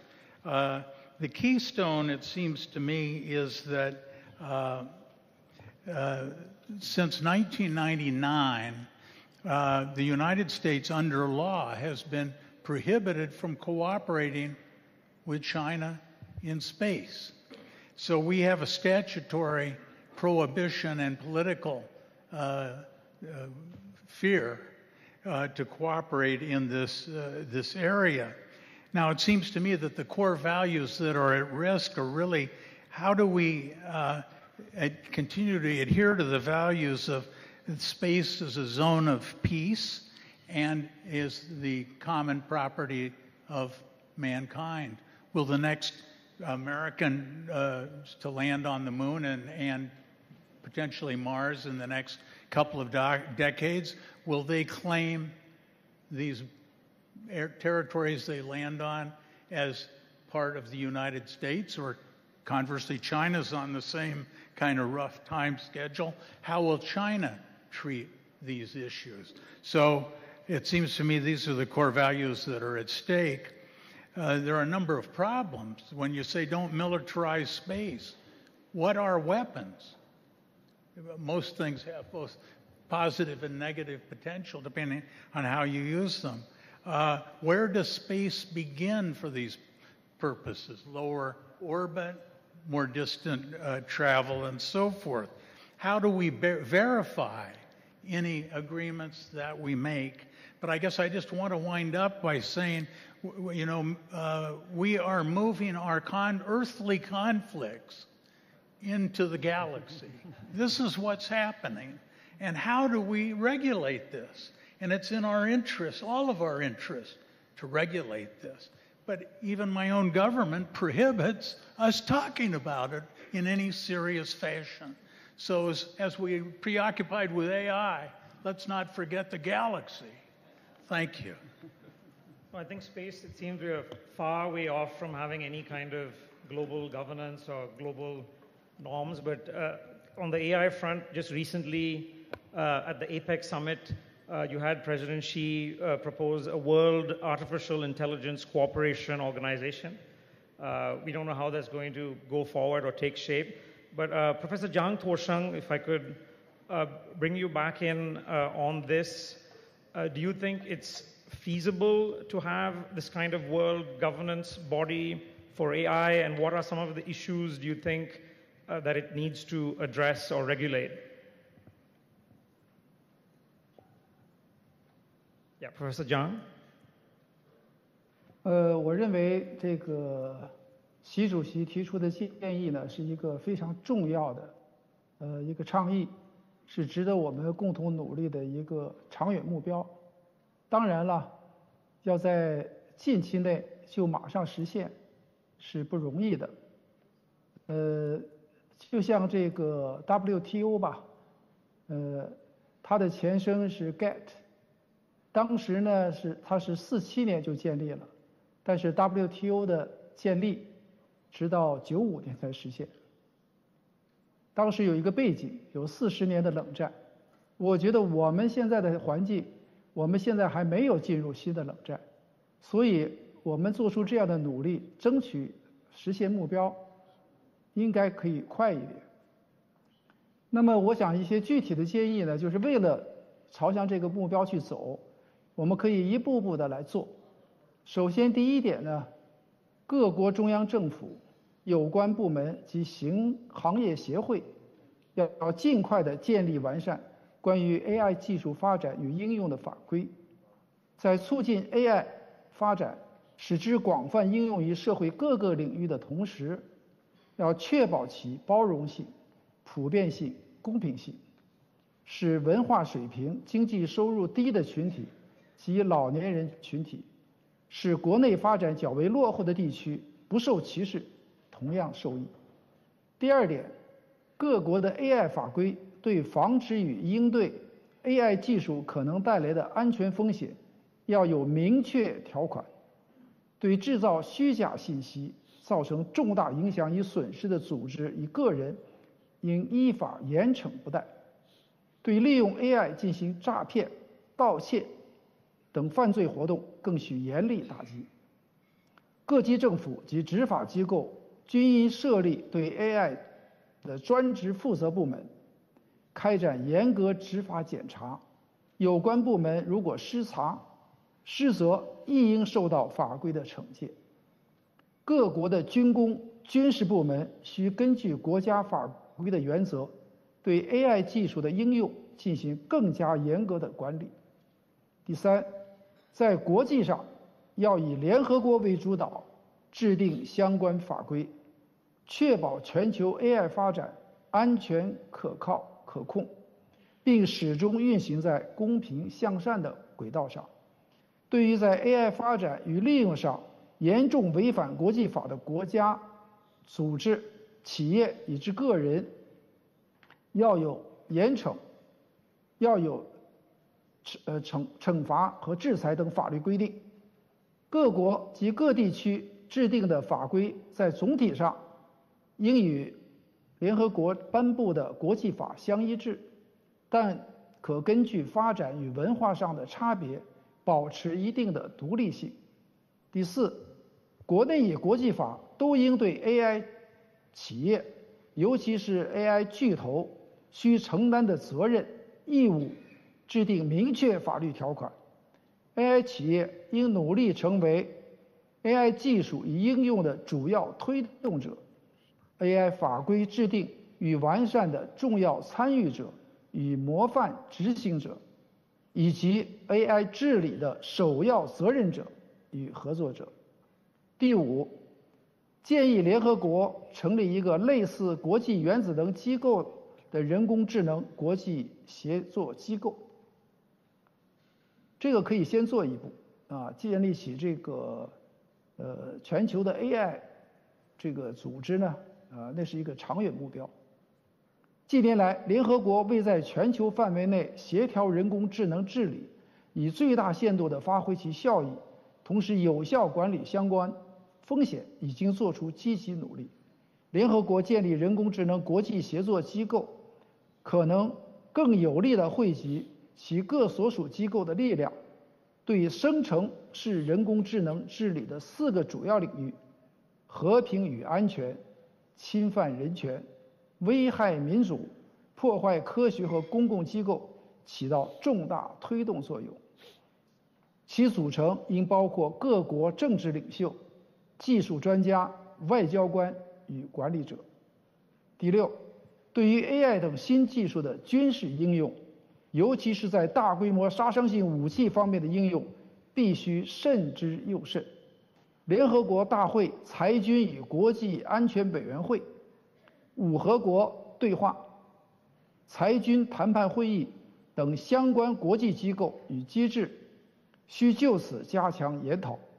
世界主要国家亦需对此开展军事安全对话，争取早日使 AI 军事应用相关国际法规出台、生效，并发挥重要作用。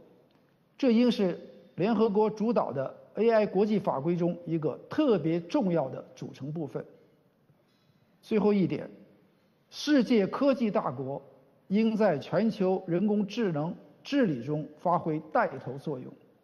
中美双方应落实好两国元首在2024年秘鲁利马举行会晤时达成的2大共识：一是共同应对人工智能系统的风险，提升人工智能安全性，加强国际合作，促进人工智能向善普惠；二是应维持由人类控制核武器使用的决定，认真考虑潜在风险，本着慎重负责的态度，在军事领域发展人工智能技术。为此，双方应尽快恢复中美人工智能政府间对话，还应考虑在将来可能开展的中美战略稳定对话中，将 AI 军事应用作为对话的一个重要组成部分。总之，世界各国关于 AI 的新社会契约及其在 AI 世界中的信任与合作，只能也必须建立在法治建设和多边对话的基础上。中国愿与世界各国共同为此做出持久不懈的努力。Thank you, Professor Zhang.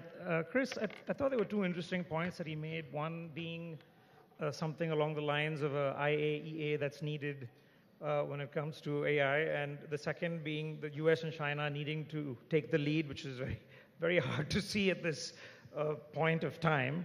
But what's your sense of some of the challenges you see in at least beginning a conversation of having some shared rules of the road? You know, it's there's so many options of who can lead, and there's so many problems with each one. Oh, sorry, Mike. There's so many options of who can lead, but then so many issues with those options. So, you know, definitely the U.S. and China have to be involved as the two leaders of AI. But the problem is what I referred to in my speech. There's a lack of trust between the two countries. So, you know, when whoever has this lead in AI, that can become insurmountable. The other country is going to be subordinated. And so there's a lot of incentive for countries to cheat. There's a lot of mistrust as to why one side will propose something and the other side, what's the other side trying to do to subordinate, the other side. So I think that there's a trust issue between those two. So then when you look for other options, you say, well, what about the UN? I mean, that seems to be the default. Everyone's kind of a member of the UN. Let's go to the UN.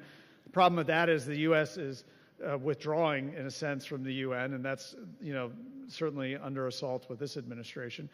And then, the UN, it's hard to get things done. You need to build a big consensus, and, that can be difficult. And then you can say, well, the EU is really good at bureaucracy. Let's go to them. But the problem is they don't have the same capabilities that the U.S. and China has. So I think there's a lot of problems as it pertains to who's going to lead. But I think the professor hit on some really important points. I think one is that if we can focus on a couple specific areas where we both agree, this goes back to Henry Kissinger's maxim, that China and the U.S. operate best when they have mutual interests. And I think the professor pointed out an area of mutual interest, which is in nuclear weapons. I think that's an area where the U.S. and China can get together and work together and lead the world, and that would be a very positive thing. I think another area, my specialty is in biotech, and I think very clearly with bioweapons and developing bioweapons, that's another obvious area where the U.S. and China should work together to limit the influence of AI. There is no good that will come out of having AI go off and develop bioweapons that are easy to replicate, that can be spread around the world. So I think if we can pick a few specific areas like that, then I think there can be a lot of cooperation. And then I think, the professor and others have alluded to this. There's an importance of verification with AI as well. With AI, it's a software program. It's not like a nuclear weapon.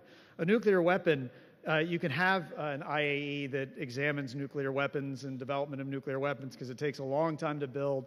Nuclear material is, you can trace it, you can see where it came from. It has a signature to it. So, there's a lot of potential for verification, whereas a software program can be developed anywhere in the world and can be sent to anywhere in the world. So a country can appear to be abiding by an agreement when in reality an ally far away is designing something with software that benefits either China or the U.S. So, I think that verification program is something that needs to be given a lot of thought as well, which is very difficult with AI. But, I do think that it is in the interest of both China and the U.S. to work on these. And again, if we can promote that through dialogue, I think that we can come to a good place where at least we can start to have a conversation about China and the U.S. leading, because it is both of those countries together that need to lead. No, absolutely. But I think as you flagged trust being an issue, Professor Lambton, is finding areas of mutual interest perhaps the best antidote when you have this obvious huge lack of trust and maybe divergences in how they approach these issues? Right. I think there's a kind of analysis going around, at least in the United States, but maybe more globally, is that engagement, U.S.-China engagement and technological openness and mutual reassurance about our common interest in each other's development. This is certainly, it seems to me, breaking down. And what we need is a sort of, I think, a binational commission that would look at the record of engagement and quantify and specify the dimensions in which we made major gains. Because I think we'll be incentivized to be more cooperative if we can see gains. And I think we're right now in a national frame of mind of looking at all the downsides of past cooperation without recognizing all of the cooperative gains we made. I mean, economics and trade, there were downsides, but there were big upsides. Cancer research, for instance, big gains on that. So I think we ought to make a concerted effort to remind people what cooperation, it's not just a feel-good kind of liberal proclivity. It's an absolute necessity that brings results. So bilateral commission of wise people to kind of specify would be one thing. I think the other thing is our two national strategies, and I'll speak to the verbiage of the United States national strategy, and it went from late Obama through Biden and Trump. So it's it's in a way a bipartisan strategy. The way we've put it is China is the principal long-term threat to American interests and values. And I believe that if we could see with clarity China's core strategic values or policy statements internal, they'd say pretty much the same thing. We've each defined the other as our principal long-term problem. Well, we're not going to cooperate as long as that's the core strategy of each of our countries. So I think there's some rumor that the United States is going to change the focus somewhat of its strategic documents. I don't know if that's true. I don't know when it'll happen. I don't know if it'll be implemented. But we are not going to make the progress we need to unless we change our strategic orientation. Professor Wang Dong, would you agree with that assessment that as long as the strategic thinking on both sides is as it is now, it's going to be very difficult to do that? Or on the other hand, do you see some space where they can come together? Sure. I would say that I actually agree with Professor Lampton. I think, if we look at the China-U.S. relations, of course, it's extremely complex relationship right now. I think what the two presidents did in the Busan summit, from what I see, is precisely what Professor Lampton just noted. At the very strategic level, I think the two leaders actually, they at least, I think, hinted at, they tried to communicate in a very specific way about how to really conceptualize the relative positions of China and the United States in this world system. For instance, President Donald Trump mentioned this idea of G2. I understand it could be a bit of controversial back in the United States. But President Xi also, I think, in his conversation with President Trump, I think mentioned very clearly the idea that the great rejuvenation of the Chinese people should go hand in hand with the Make America Great Again idea. So meaning at the core, what the visions of the two countries, they are not contradictory to each other. At the core. I think this is an extremely important point, just as what Professor Lampton, what Mike, you just noted. So is the strategic orientation actually is dictated by your strategic, certain way, your belief of your own strategic vision along vis-a-vis your, the other size strategic vision. So if you see these two things as zero-sum, they are contradictory to each other, then of course you end up in a zero-sum game.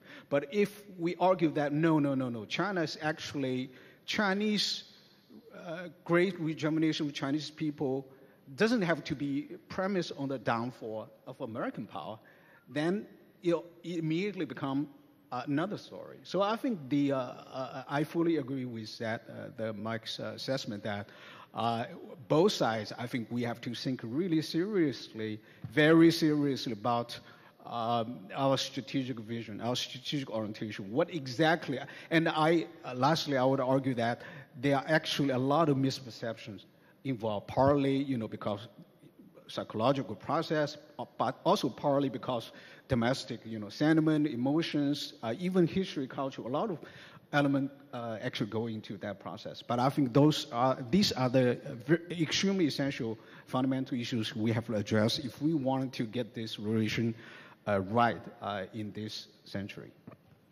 I think as we kind of wrap up, I think in the morning, Chairman Zhao said the QCEF spirit is to be forward-looking and be constructive, come up with something specific and constructive. So I'd love to hear from all three of you here. We've already had, I think, some interesting specific suggestions from the three of you in terms of things that could be done. I like the idea that you said of a commission. I don't know if we'll see that happen, but I like that idea. Yeah. I haven't heard that before. But maybe starting with you, Professor Wang Dong, if there's something specific areas that you think would at least be a starting point given this huge gulf in trust when we're dealing with all these new technologies, no conversation, no dialogue happening. Where do you think we could begin with a small step? This is, of course, a very, broad question. I think so. We, upon the layers of already, I think, lack of trust, we now having this AI competition between China and the United States. But I would argue that I try to frame it in this way. So competition in performance is healthy. Competition in safety and inclusiveness is essential. But competition in weaponization and exclusion is dangerous. So I think what we should do that we should strive to push competition toward the first two categories. We should call for open, fair, and efficient governance mechanism and oppose forming exclusive blocks.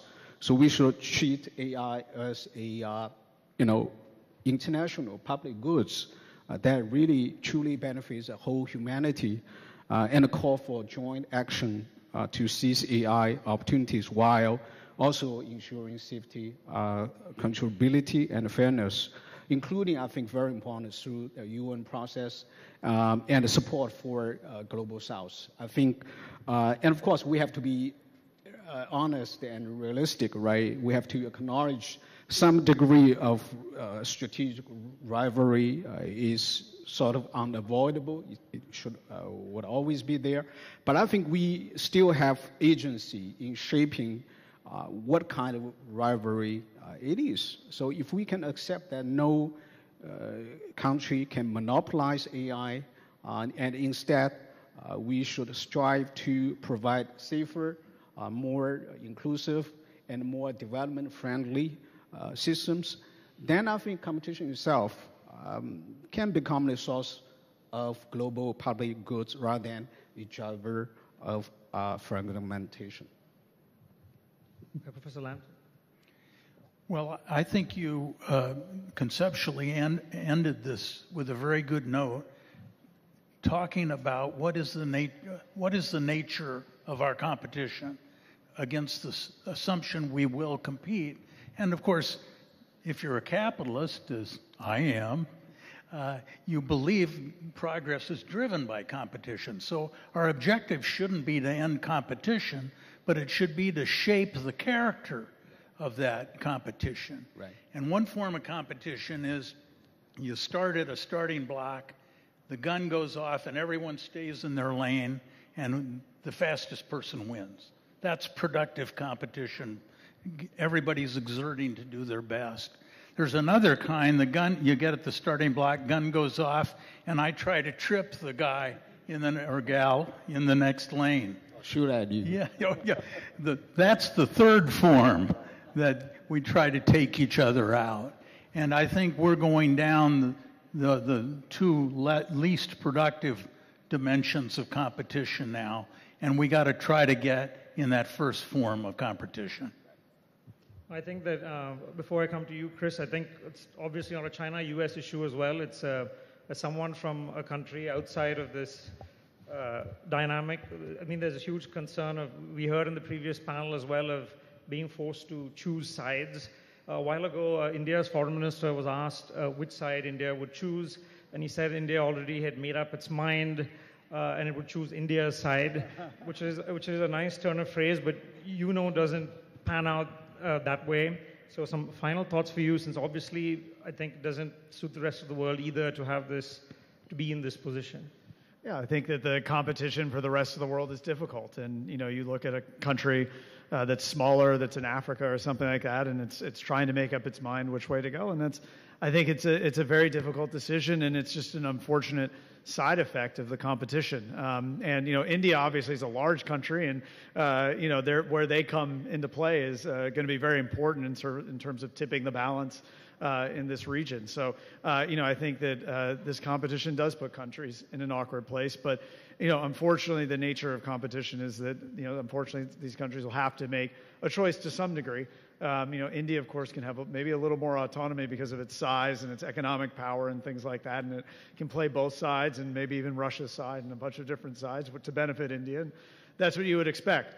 But, I think I have, in terms of, an answer to your previous question, we focus so much on the negative control. Let's stop development of AI with nuclear weapons. Let's stop development of biological weapons, negative controls on things. Maybe we could also look for an area where we could have positive encouragement for both China and the U.S. to compete over things, and that could benefit the world, and I think that's in biotech. So if we have competition with AI and biotech, I think the faster that either China or the United States can come up with a cure for an illness like cancer or something, this is just going to benefit the world. And whether it's China that discovers it or the U.S., and whether AI is involved or not involved, we should be doing everything we can, whether that's encouraging investment, encouraging cross-border transactions, encouraging use of AI. We should make that a model for maybe how we can focus on other areas to use AI collaboratively between China and the United States. So I just maybe want to end my thoughts with a positive area where China and the United States can work together, as opposed to areas where we can focus on restraining what we do with AI. I think that's a great place to end, so please join me in thanking the panel here, and also Professor Zhang Toshan. Thank you so much. Thank you very much.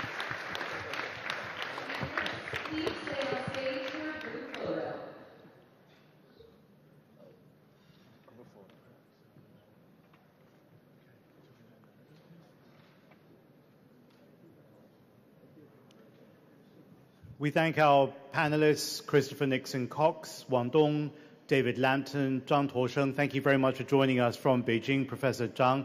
And huge thanks also to Ananth Krishnan of The Hindu. This is where we build up to this point. This is a really exciting masterclass that we have here now by Professor Michelle Williams. She was the Dean of the Harvard Chan School of Public Health, and very recently moved to Stanford, where she's the Professor of Epidemiology and Population Health at Stanford School of Medicine. Professor Williams is going to unpack how AI is transforming industries and reshaping our understanding of knowledge, creativity, and human potential. She's worked very closely with Dr. Margaret Chan at the World Health Organization, and it's with that framing that we have the high honor of inviting her to react to the AI session thus far, but also to exercise her thought leadership for the forward parts. Her new book, Cure for Everything, is coming out February 2026 and is published by Penguin Random House. Please join me in welcoming from Stanford University, Professor Michelle Williams.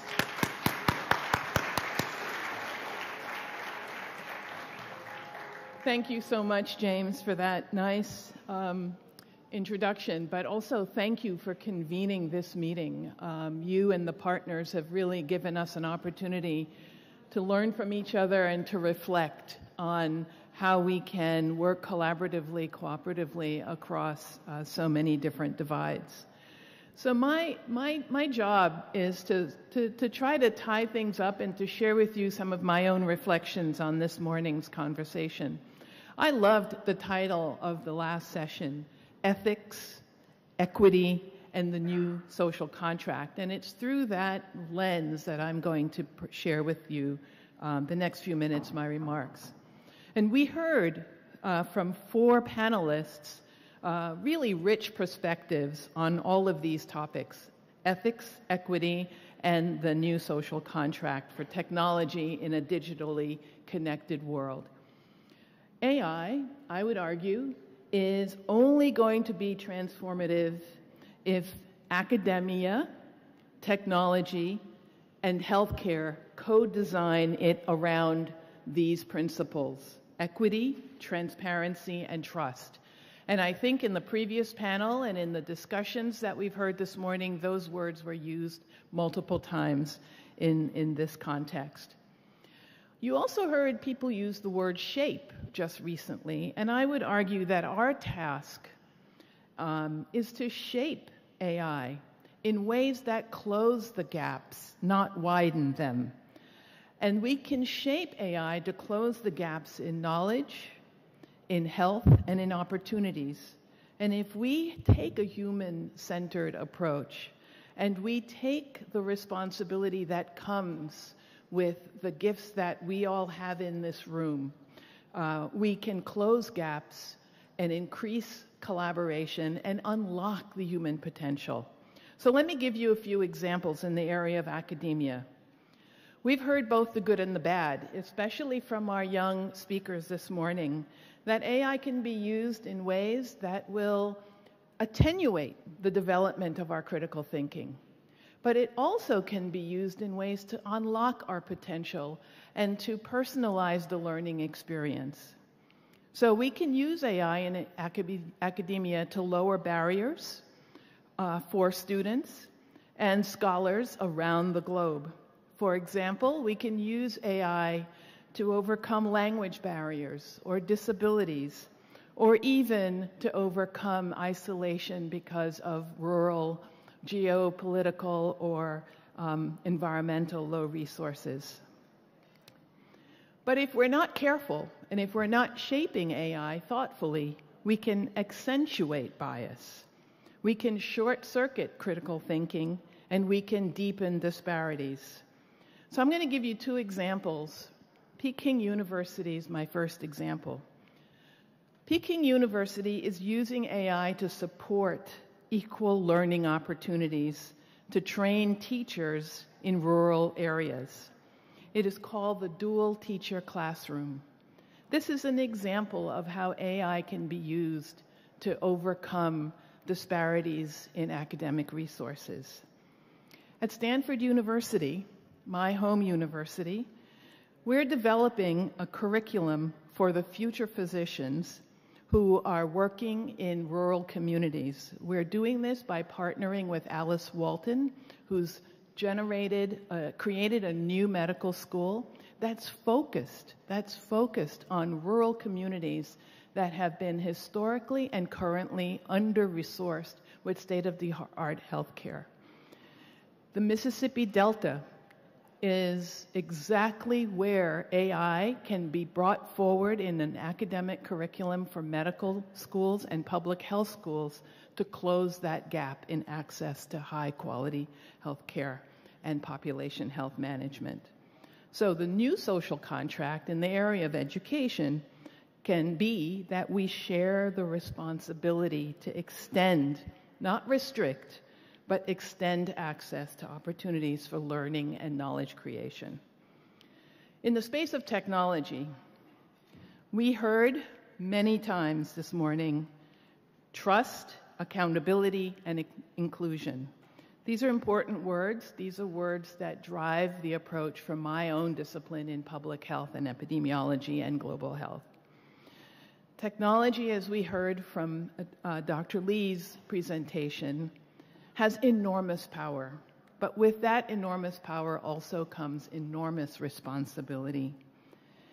That means we have to think about technology in this space as being openly, radically transparent and being accountable, not just for the creative excitement and profitability, but to really think thoughtfully about how one would release new technology in ways that would allow for simultaneously considering, prioritizing fairness and safety.